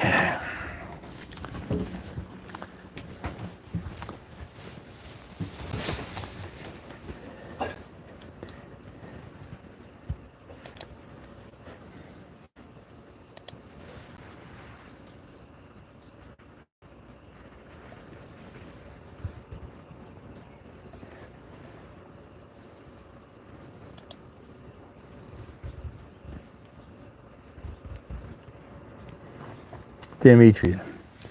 Yeah, I just came to see if I missed anybody while I was sitting out there. As I now run into the bilge pump issue, so I got to figure out how to deal with that. It's not an emergency, but I do want a working bilge pump because I don't want the boat to sink if I run it on a rock and it takes on water. Now, it's not going to sink, so it's not really an issue. But it's like a seatbelt, right? You want a seatbelt to work.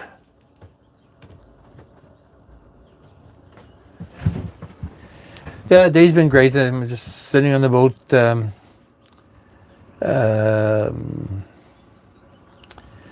working on recipes, working on a cookbook. I was talking earlier about the AI issues of creating, whether you could use AI to generate the cookbook.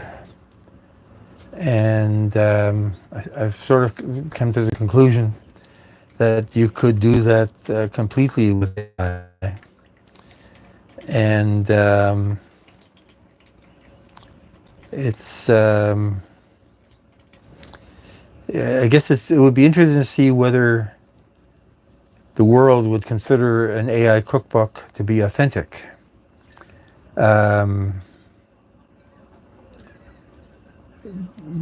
Because I'm so invested in AI and the whole content creation world, I'm saying that AI is not authentic. But if it provides you with, again, back to the recipes, or provides you with a good recipe for shrimp scampi, how is that better or worse than my recipe for shrimp scampi, which is based on tasting it when somebody else made it and thinking of, okay, what did they put in here, researching it, and seeing what other people consider to be the important parts of shrimp scampi. And I guess if you look at like a Martha Stewart, you consider her to be authentic. And then, so when I'm making a shrimp scampi, it's my interpretation of the official world of shrimp scampi. If AI interprets that in a slightly different way, maybe that's just as good. And if the customer doesn't know that it's written by AI, first of all, so why would the customer need to know? Publishers are saying they want, like Amazon's publishing arm is saying, yeah, tell us whether you're using AI to generate the book. Doesn't mean tell your customers that it's AI.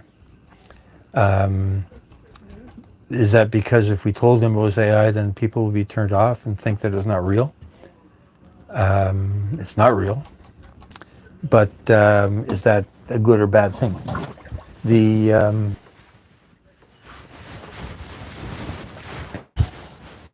Let's get rid of some of this stuff here.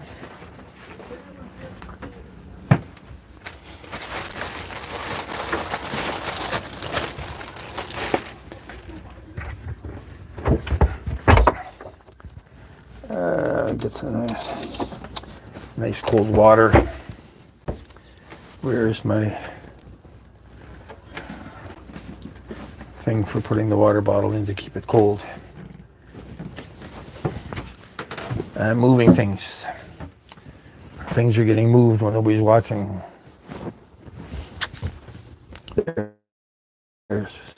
That'll do.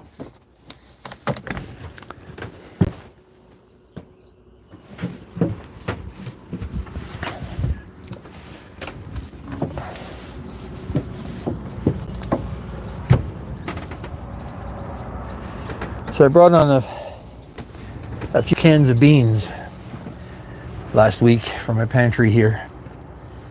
Oh, that sun is really, the sky is really orange over there. It's not the sunset, but the clouds are low there. I'm wondering whether I'm hearing thunder. Am I feeling raindrops? No.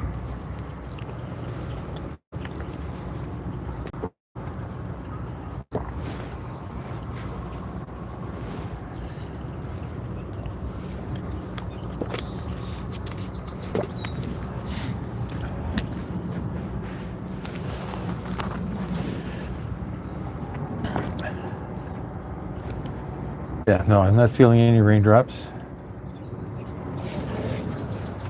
And I'm not hearing thunder. That's airplanes flying overhead. I mean, we're on the approach to Toronto City Centre Airport here. And we also get airplanes flying over from Pearson International. So that's 30 miles away, and they're pretty high by that time. But you know, if you look up Light Tracker, some of these planes are heading from New York, so that's the angle to get from Toronto to New York would be over here. And you see a lot of 747s flying in from Alaska to New York that are flying past here as well. So there's a fair amount of traffic, loud traffic coming by. Yeah, the sky is so orange. But now there's a cloud moving in, so that's killing that. So I keep hoping for a sunset. Like when I first thought I would do these lives on the boat, I was hoping that we'd get a nice sunset over the water. But the sun sets so far to the north here that that it's hard sometimes to tell where the sun's going to set. Let me just take this little hand bearing compass. Where did it go? I think the battery's still good in it. Let's fire this up. And where's the on switch?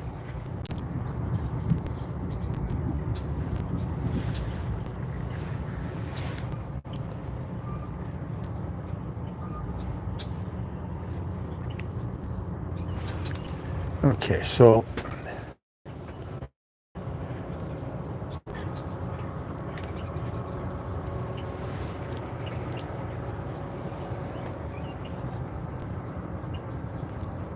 north is there. Yeah, I hear thunder. Hey, make up your mind.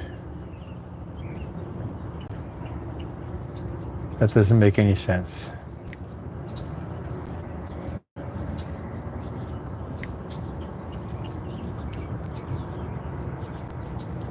$190, $180.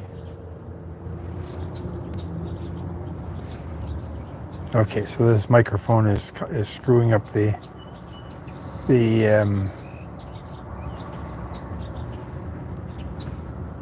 compass.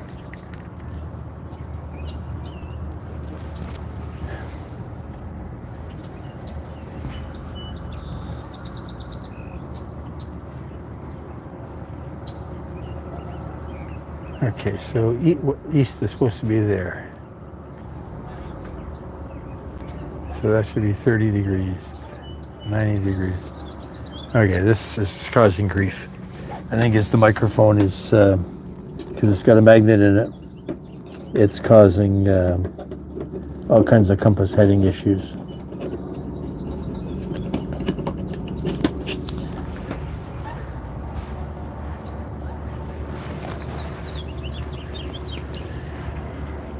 So that's something to worry about if you're on a boat.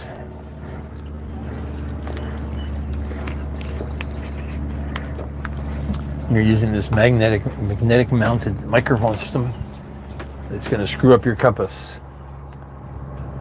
Willow Ocean, how are you? Let me just come down to the computer so I can read the chat better. Because I could bring the computer out.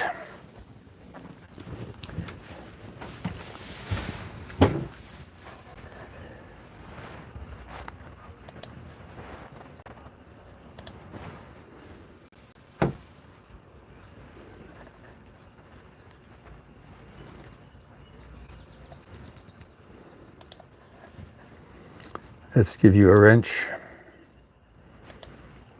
Thank you for coming aboard.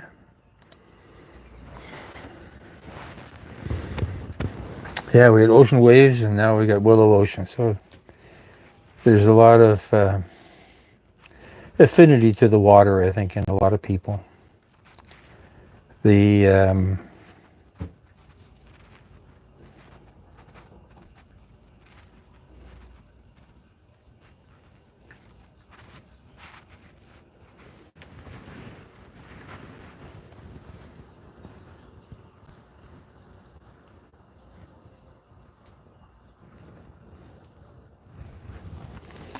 So what's going on here?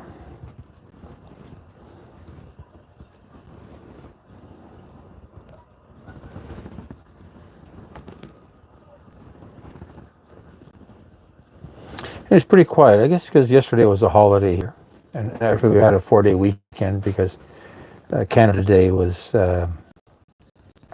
Tuesday, and a lot of people got Monday off, and then they had Saturday and Sunday, so people have gotten the parties out of their systems, and it's very quiet here now.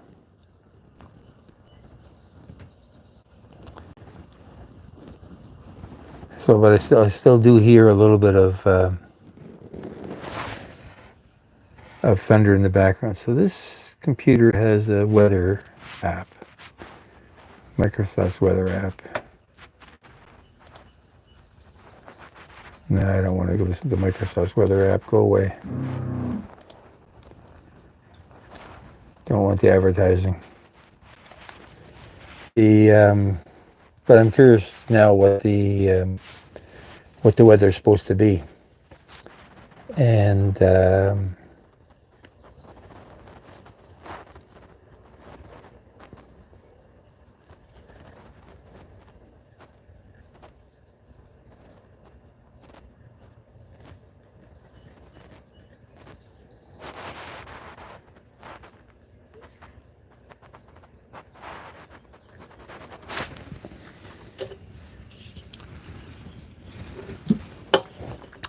yeah, it's getting a little bit dark outside.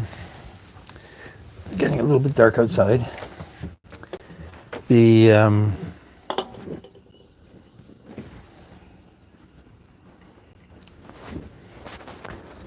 let's take a power supply out for the phone so we don't lose power there. Where did it go? Here it is. Not sure how good long this phone is good for.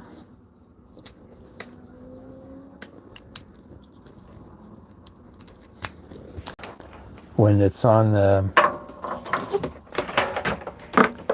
YouTube Live, it doesn't give you the power indicator. Go away, spider. Not spider, mosquito. You rarely see mosquitoes here, so that's maybe a new thing that that is coming up.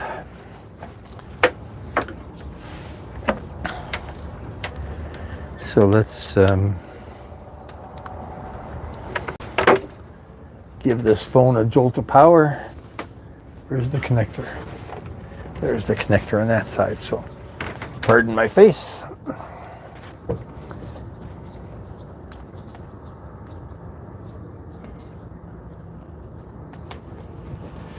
So maybe that's, yeah, it says it's charging. So we're down, oh, so it was only down to 32, so had a lot of life left in it.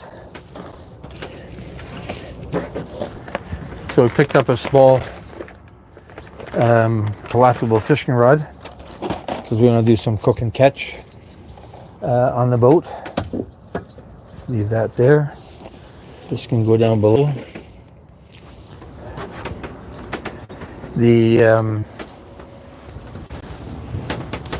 Don't want to fish in the marina. There's too much crap in the water here, and I think the sign says no fishing anyway. But first trip out, we'll get out around a little bit around the Lushy Spit and bring a couple of worms because I'm looking for perch. I'd love to catch a bunch of perches and do an onboard cook and catch for that. That's from the propane tank. I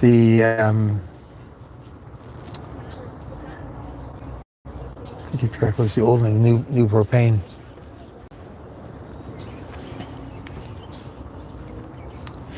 I guess maybe we could do that now because I'm trying to see what the story is with the propane on this barbecue. And during the day I can't see the flame. So maybe we'll do that. Let's do that. Together we'll try to see if we can understand the barbecue issues. Let's do that. That's a good idea. I like that idea. Let's do that. I'm going to bring it up. I'm going to put it up back there.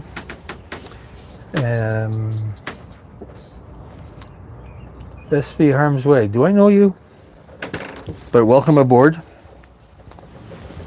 Love to have you. We're going to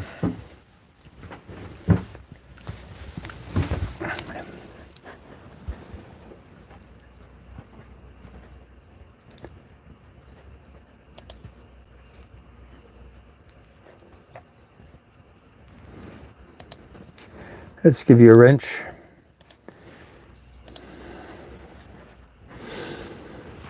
And let's see, because when I first tried this barbecue, I couldn't see what the flames were doing. I couldn't figure out what the problem was. Open this up. Okay, we don't want to leave the paper on there.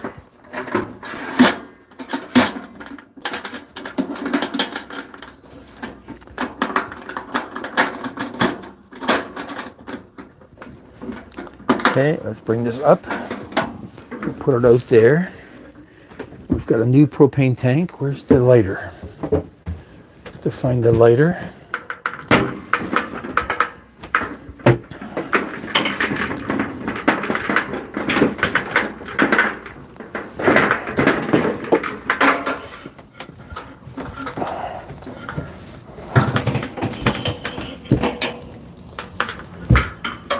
Pardon my backside.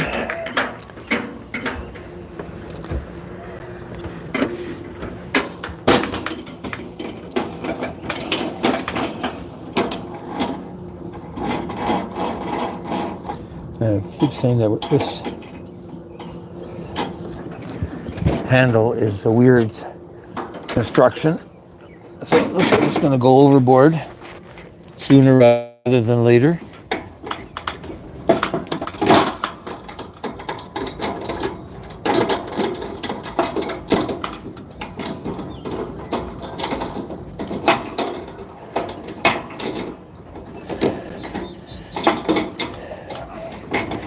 Needs a nut to keep it from going into the drink.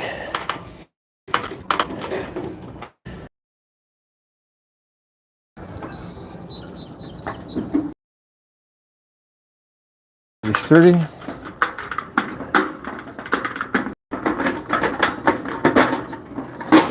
Okay, so it said it needs to have the grease tray installed, so let's put that on. I did not have that on before. Anybody new? No.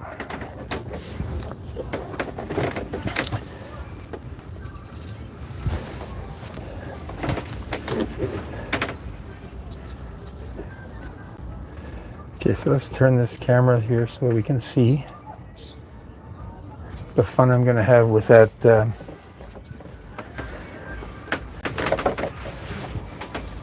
barbecue.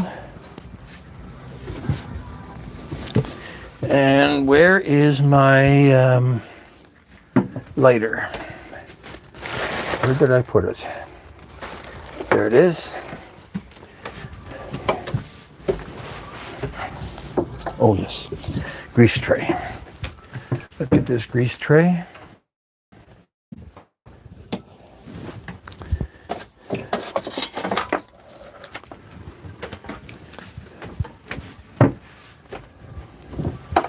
So I assume the reason they want this grease tray is it changes the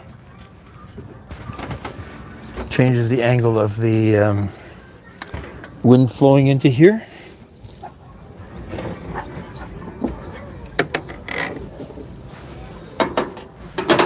Okay, let's put that through there.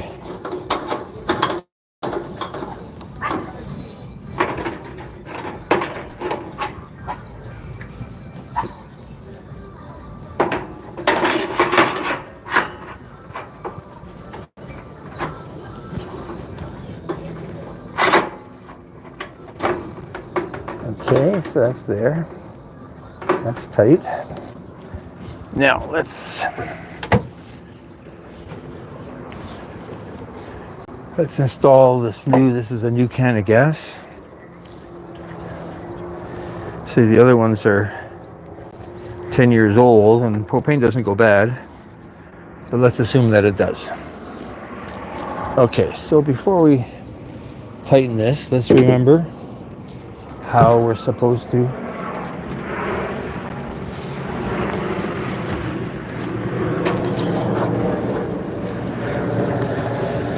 on, off.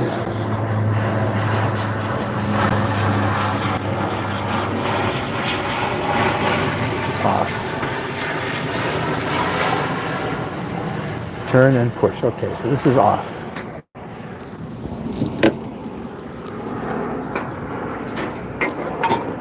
Now that plane is gone, so I can hear whether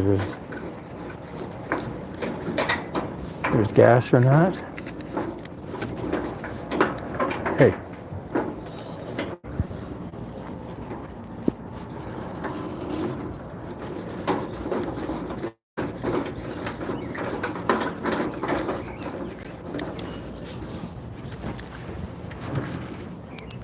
Okay, so there's no gas leaking.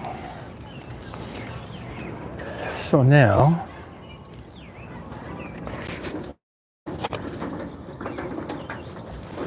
let's take this off here. Just get away a little bit. Okay, so now, turn and push. Okay.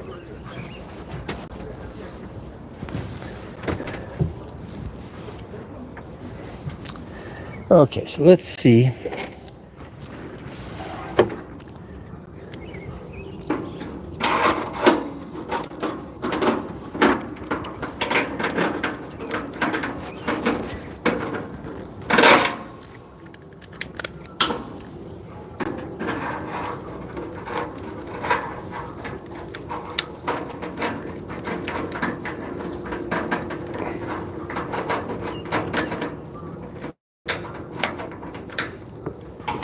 Okay, turn and push.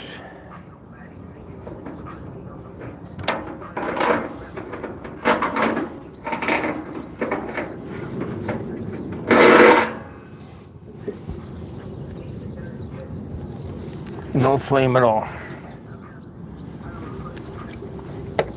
Okay, so first of all, let's get this a little bit tighter. Okay, so that was too tight, too crooked. No.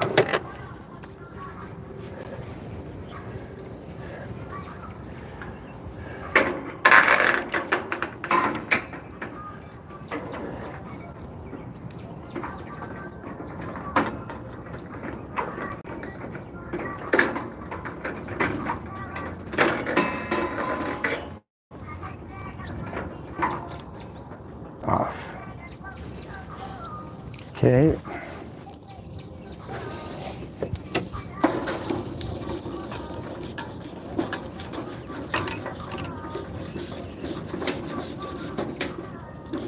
Okay, let's put that in all the way.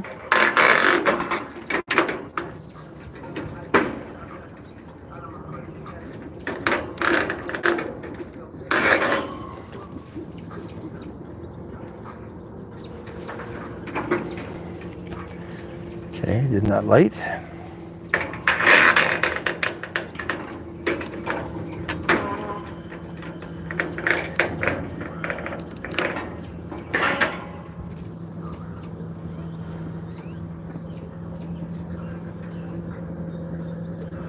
Okay, so that's lighting. So let's see. Let's close it and see if it gets hot. Can I tell if it gets hot or not? Guess we can verify. Anybody new? We can verify. Oh, look at that. My LED lights came up.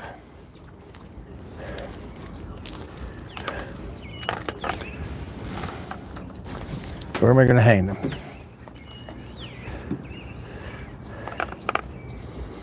I see. So they don't come on.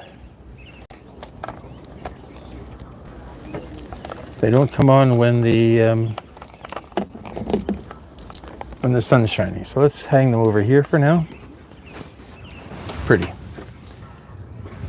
Okay. So what I want to see is how hot that gets. Let's put a piece of bread on there and see if we can toast it.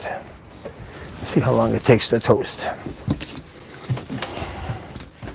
Let's turn on the light in the boat.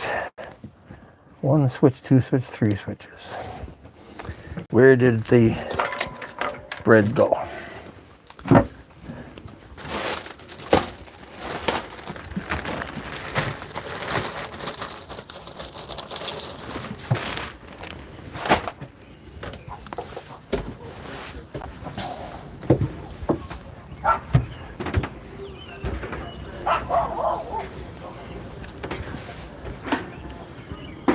It's nice and hot.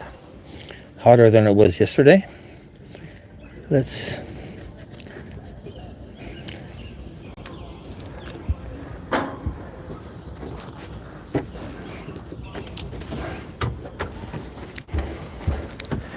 cut a couple pieces of toast. Maybe this will be our dessert. We'll have toast and liverwurst. I don't know about that. We don't have any jam or anything like that here.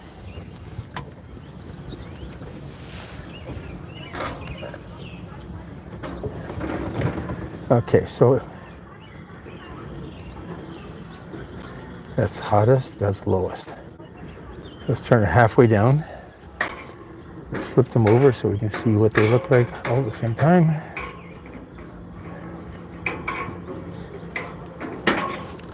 Okay, close that. And let's give that a few minutes to catch up. How long do we want to give it? Let's give it a couple of minutes.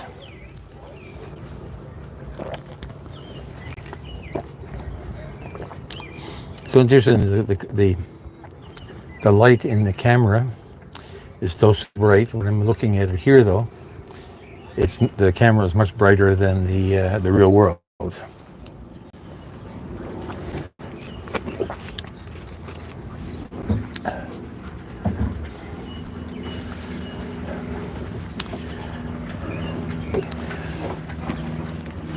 So on a bright day, you can't see the fire in this thing, but I can see the flame through here, and it's pretty high. Now I don't know how high that is in relation to anything. There's full. There's way down, so there's half. There's half when it's aimed right there. Not toast yet. In a minute. We don't have any. We don't have anything to actually cook on the boat on a grill. There were some hot dogs that I brought down when I just opened the box, but they got used up. And they cooked well, but I thought it took longer than planned. But I also couldn't tell how hot the flame was. So maybe one of the things you should do is drill a hole in it from the front as well, so you can see the how much flame there is when you're adjusting it. So it's interesting. Everything has a learning curve. The other issue with this barbecue is that it's a bit bigger than I thought it was going to be, and it's cutting into this seating area here. That's supposed to be a seat, and it's not going to be comfortable to sit beside it now. So I'm debating where it's going to live. This comes back here to create a cover. I'm waiting for the canvas guy to finish that.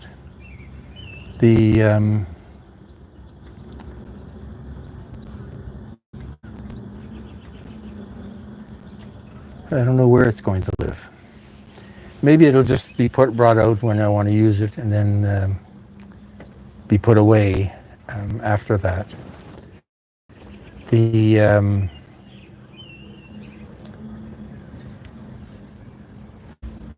And used as a cooking experience. So from this side, you don't see any of the flame. Let's see what this. Oh, it's getting toasted. It's getting toasted. Okay, so that's a little bit. I mean, it's a barbecue. It's not on full blast, but it's working better than it did with the other tank of gas. So it's possible that the other tank of gas has dissipated to a large extent. So you got to keep track of which is the new tank and which one is the old one.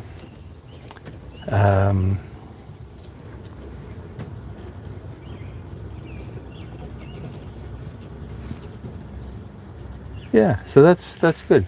Yeah, it's bad I didn't bring down something that is more appropriately barbecued. Even just a hot dog or sausage. Bought some nice Italian sausage with cheese in it. That would probably work pretty well. So let's see what we've got here.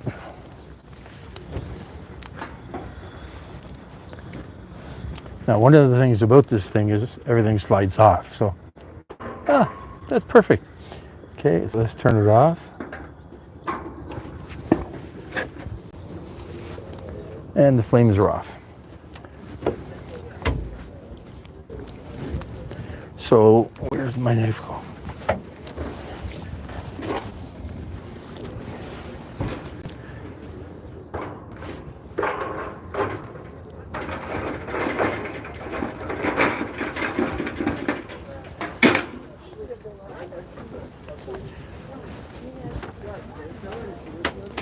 So nicely toasted. It's not sure how long it took, but not out of the expected. So we'll let it cool off a bit, and that'll be dessert. Now I don't know what I'm going to put on it because I don't have anything left. Maybe a piece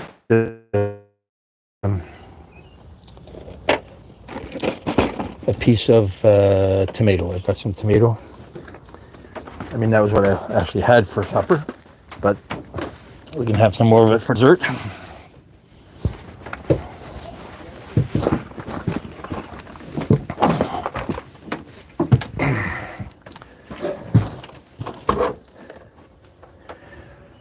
Let's find a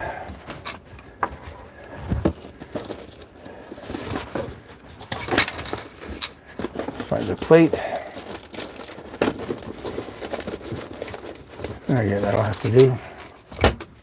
And let's find, just check the chat here for a second. How are we doing? Nobody new.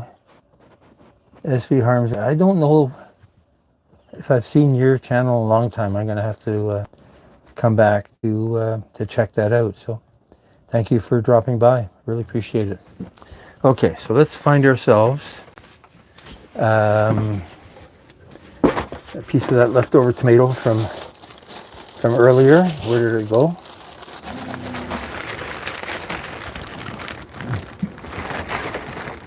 Didn't throw it out, no. Some salt and pepper and some butter. Where'd that butter go? Where's my light? Butter, butter, butter.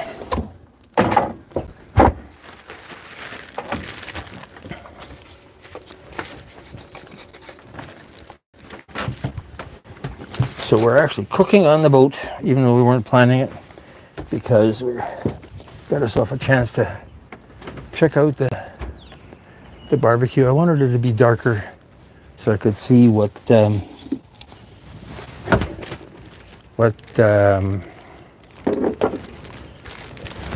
look like. Let's see.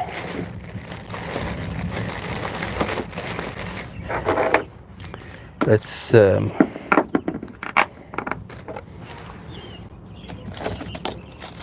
yeah, I hear a bit of thunderstorm still. Oh, yeah, but if we keep talking till 9:30, I think we'll have had a good evening. Let's just get this piece of tomato. Actually, let's put the butter on this this toast first.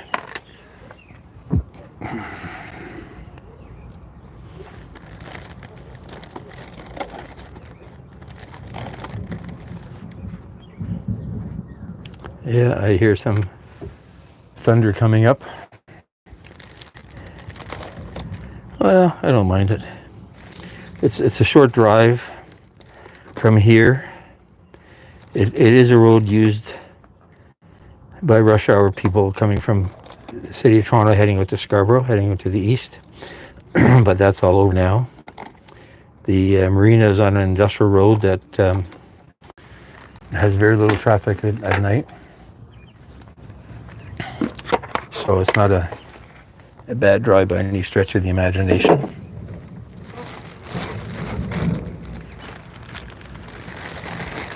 Okay, let's get ourselves a little piece of tomato.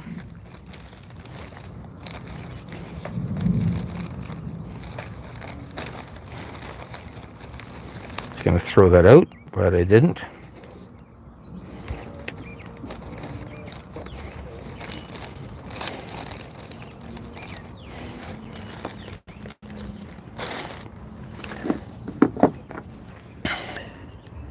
Bit of pepper. Hard to see in the dark. A little bit of salt. Equally hard to see in the dark. See if I can see where the holes are. There it is. And there's our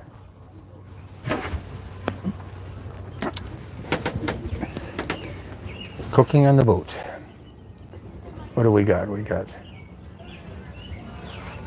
toast and tomato and butter.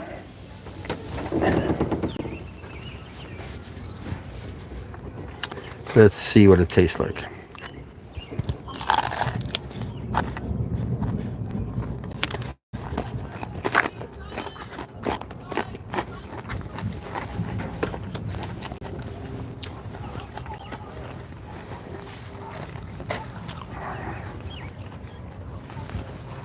It tastes like crunchy toast.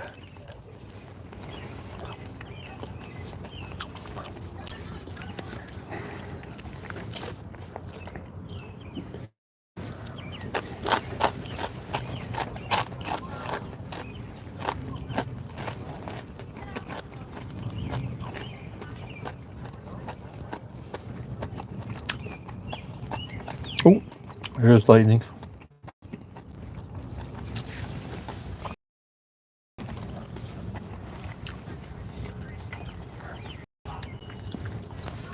I think once we start seeing lightning here, we'll pull the plug on this because I don't really want to sit under the mast. It's a huge lightning rod, but we got time to finish this piece of toast.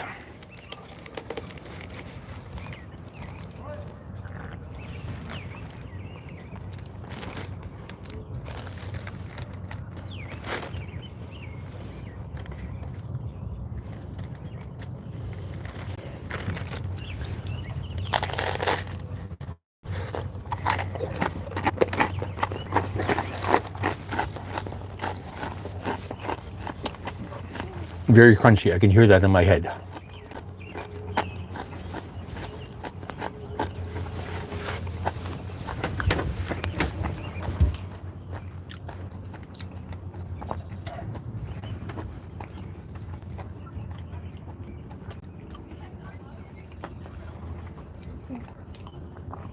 Hey, Mr. Bolt.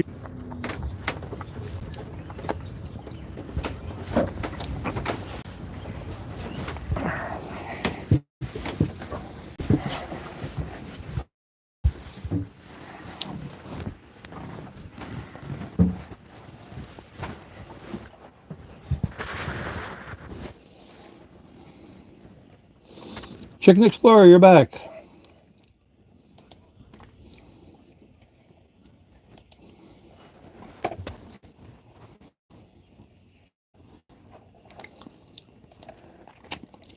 Mr. Bulge will give you Mr. Bulge will give you a wrench. Network as you wish. Please subscribe if you haven't already.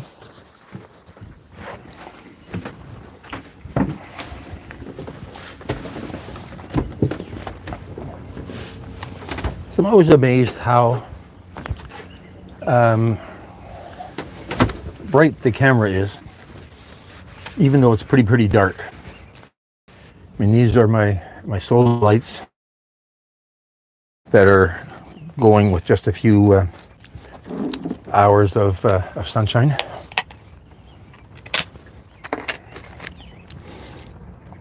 We'll have another very crunchy piece of bread.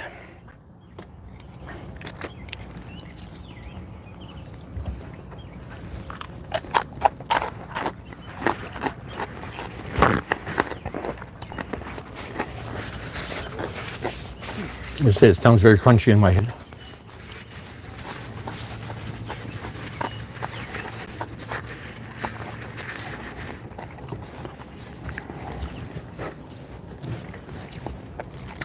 And then we'll bring that barbecue in because they don't want to leave it outside. It's not very securely mounted. You got to find a better mounting place for it.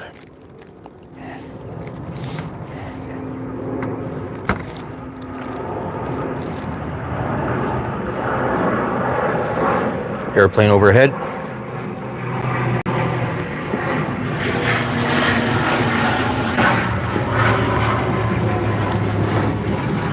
little bit of pepper. A little bit of salt. Can't see a thing out here.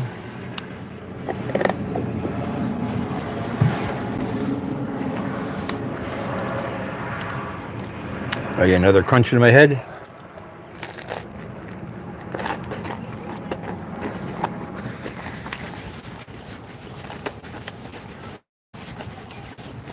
So that turned out quite nice.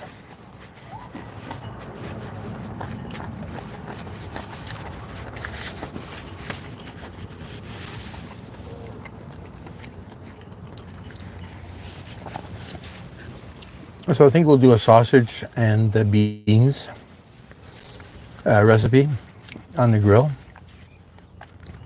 And then I don't know if we can start seeing the flashes and lightning in the camera. No, we can't. And then steak or chicken. And then catch and cook.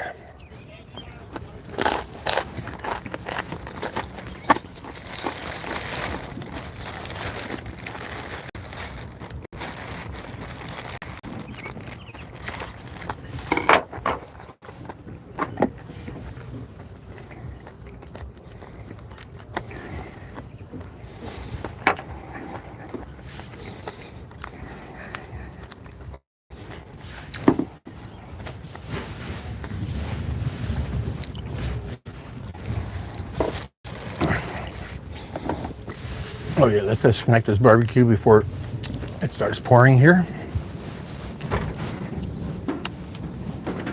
Gotta keep track of which tank of gas is the old and which is the new.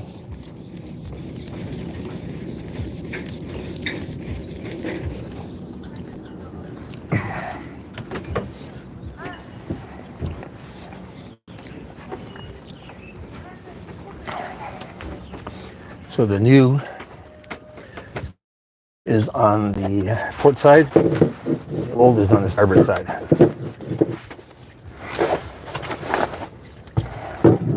Because we don't want to put it inside the boat.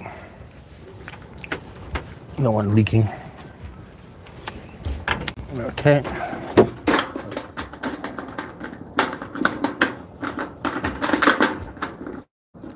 That's good.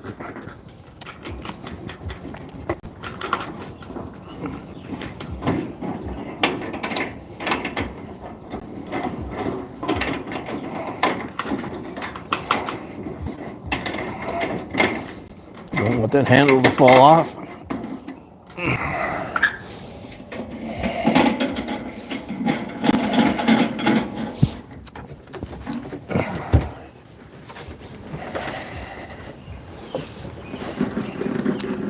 Okay. Let's bring this inside, get it out of the way.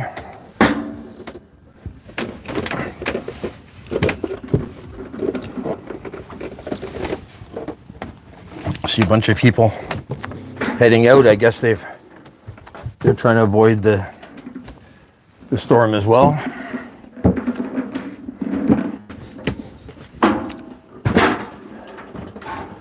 That's good where that is.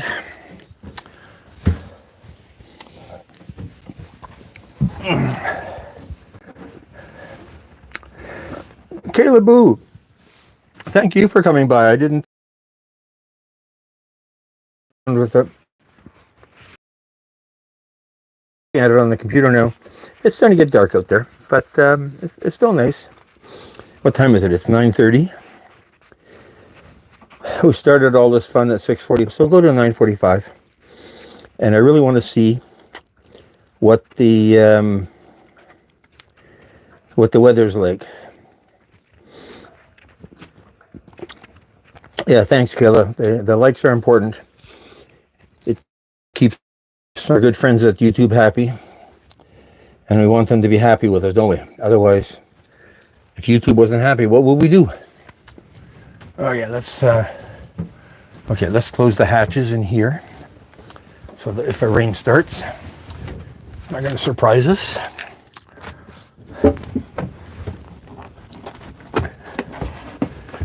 Okay, close that hatch.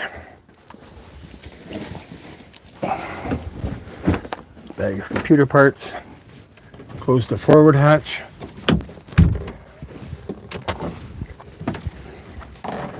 And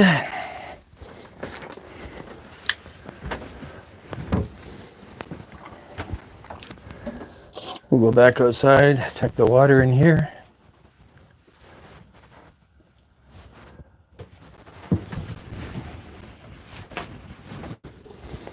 That's interesting that those lights lit up. I mean, they look very bright on the camera in comparison to the dark of the background. I'm going to actually leave the camera out to the very... We've never done that before. So I've always said it would look pretty outside. And maybe with the solar lights lighting up the cockpit a little bit, it might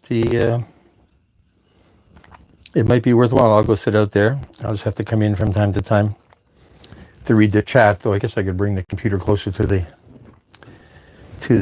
door so I don't have to keep coming in and out. Why don't I do that?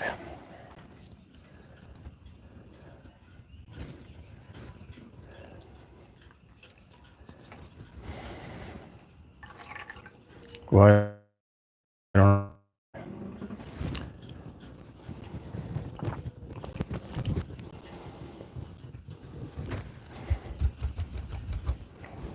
Okay, let's put that away. And let's unplug, well no, don't unplug the mouse. I guess we can unplug the mouse. Plug it back in again, unplug the power. Take this out, we've got some water outside. The camera has power.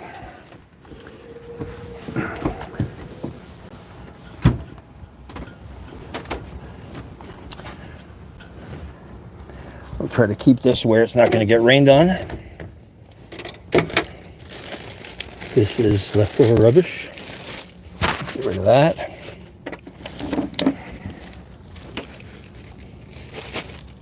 Let's tie this bag up. Yeah, so it's interesting. So I'm starting to get the light from inside the boat a little bit more than the light that the rest of the camera is seeing.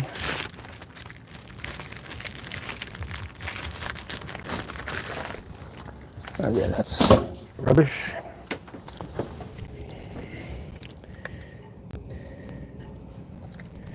Okay, let's put this away. Ooh, another big flash there.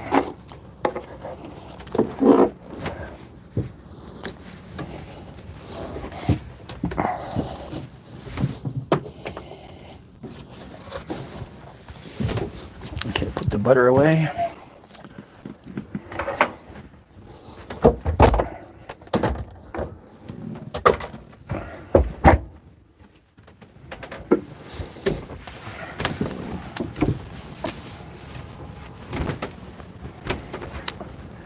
And let's spread these bulbs out a little bit.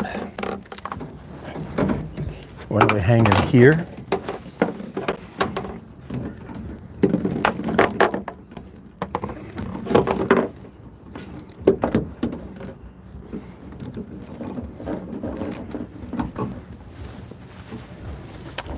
I'll move the computer in, so if we do get a sudden downpour, we don't get a wet computer.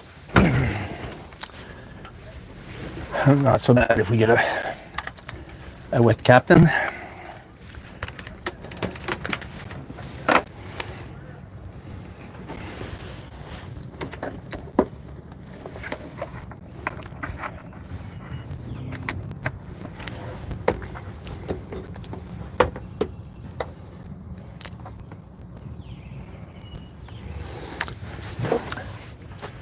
Yeah, so it's amazingly bright out here. I thought we'd get a little bit more. I thought it would get darker faster. I'm looking at it on the computer. I'm looking at it on the phone. The phone is a prettier picture. I wonder how grainy it's going to be. That's ooh, there's a nice blob of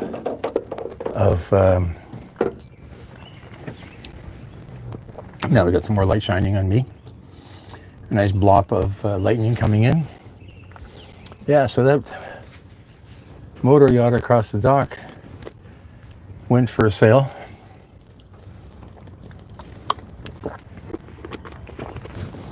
Usually my neighbor goes sailing in all conditions at all times. Now he may have been out for 4 days of the weekend, so he sailed out as far as he wants to be. Yeah, it's nice breeze. Nice breeze. Is that a bug?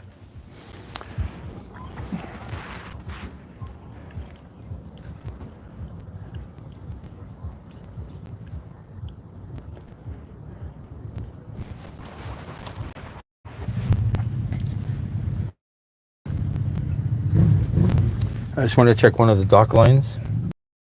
Neighbor moved him a little bit. And let's just make sure that he didn't create a situation where we're not tied up as tightly as we want to be.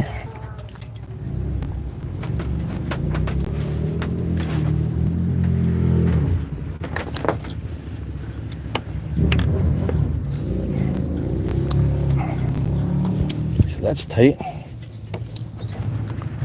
What did he do back here?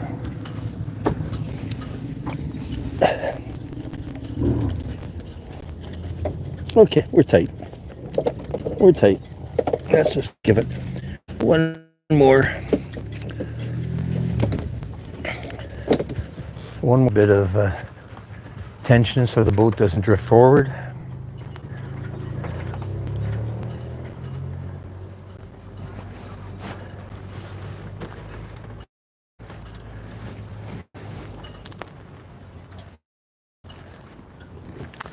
Let's, because sometimes when we get a thunderstorm, we do get a little bit of wind. So let's not tempt fate. Let's take another line to the bow.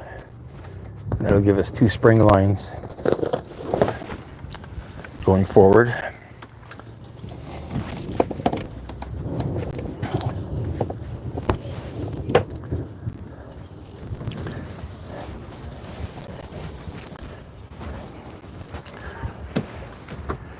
Take this forward. Yep, we've got enough room.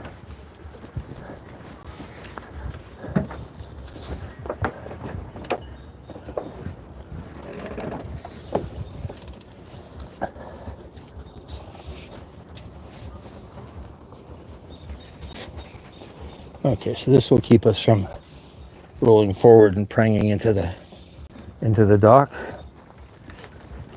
Oh, I feel rain. Let's make sure that the camera's under the Dodger, but let's just make sure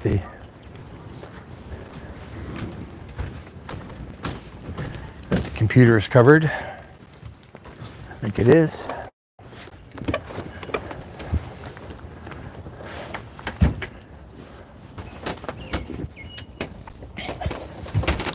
We'll take these lights, and I think they're supposed to be indoor outdoor lights, but let's not tempt fate. How do I get them back untangled?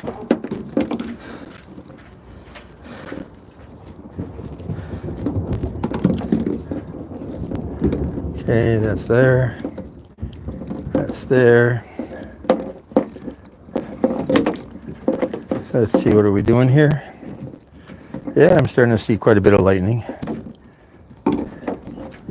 But we'll have met our time goal in a couple of minutes. So let's just hang this off here. As good a place as any.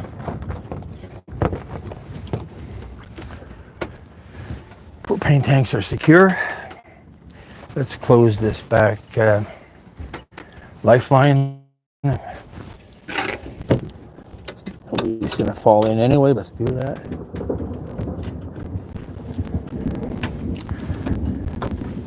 Okay, so let's see if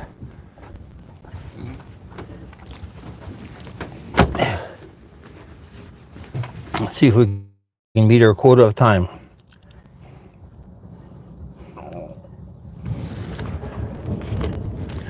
Yeah, so we still got nice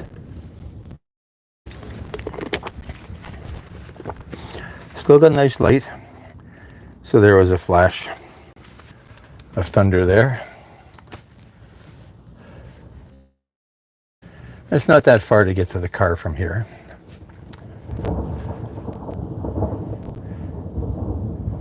Might go shirtless so I don't get a sopping wet shirt.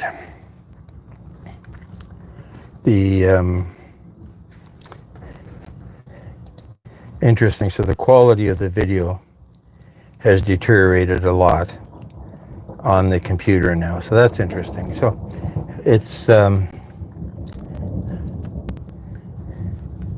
we got 4 minutes to go, so we'll stick it out for 4 minutes, and then we'll bail out. Although we still got a few visitors.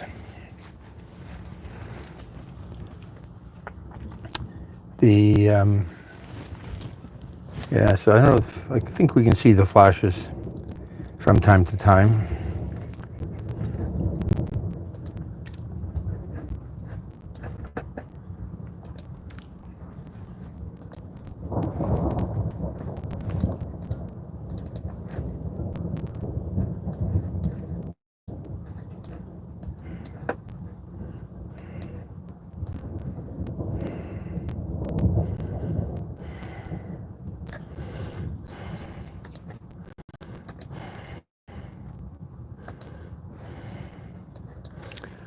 save that. Let's log that off. And let's give it a couple more minutes. Hey, Chicken Explorer. Yeah, appreciate that. What's that expression? No one here but us and the chickens. Or nobody here but us chickens. So we'll give it a few more minutes. So the flashes are bigger and bigger. It's still usable on the computer, not great. I can see myself on the camera better, but I guess because the camera I'm seeing the actual camera picture, as opposed to it being uploaded to YouTube and then being compressed. I hope our friend the motorboat doesn't have any issue. Let's go turn on the radio and listen to see if there's anybody calling for Mayday. Not that we can do anything about it, but let's just see anyway. Okay, does this light work? Oh, it does work. Okay, let's leave on that light. I've never turned on that light in 5 years, 6 years, whatever length of time we've had this boat. Let's listen to the marine radio and see if we're getting any kind of excitement anywhere. Marine radio. 16.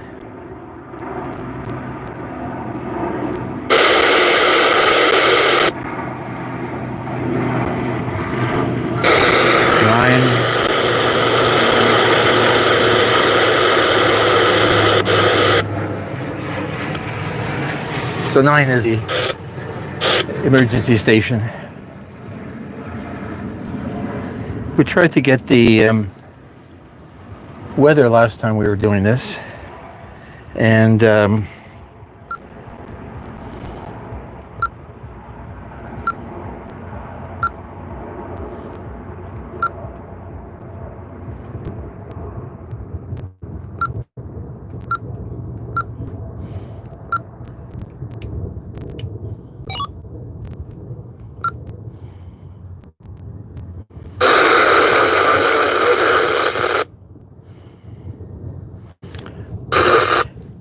so the American weather, I can't hear it here. Canadian. I don't know, the thing is just flipping back and forth. Roger,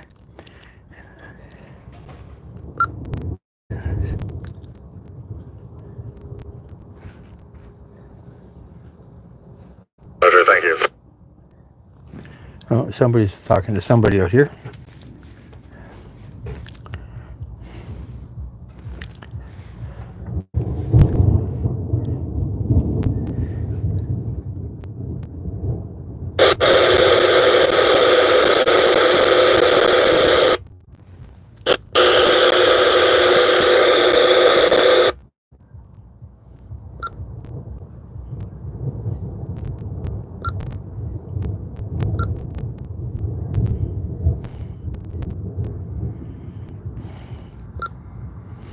Nobody's calling anybody, so nobody's drowning.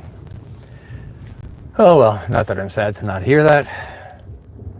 Don't want anybody to get in trouble, but it's scary out in the water and when it's lightning and the weather's getting worse and worse and worse and worse.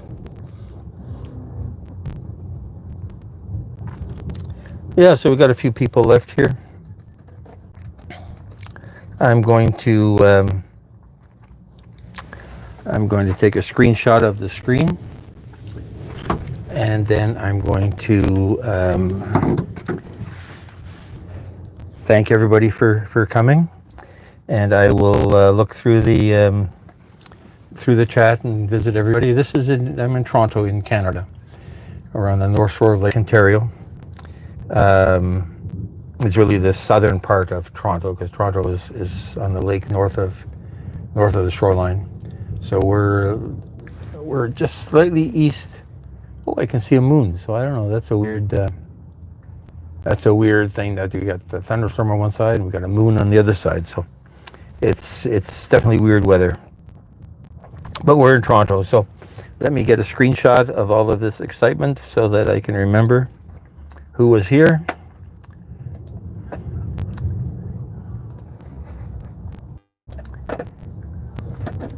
Save that.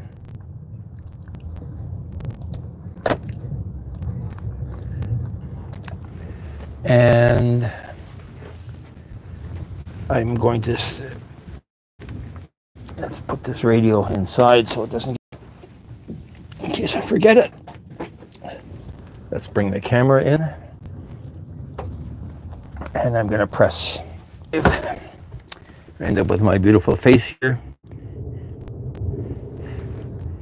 Live to, am I sure I want to stop streaming? Okay,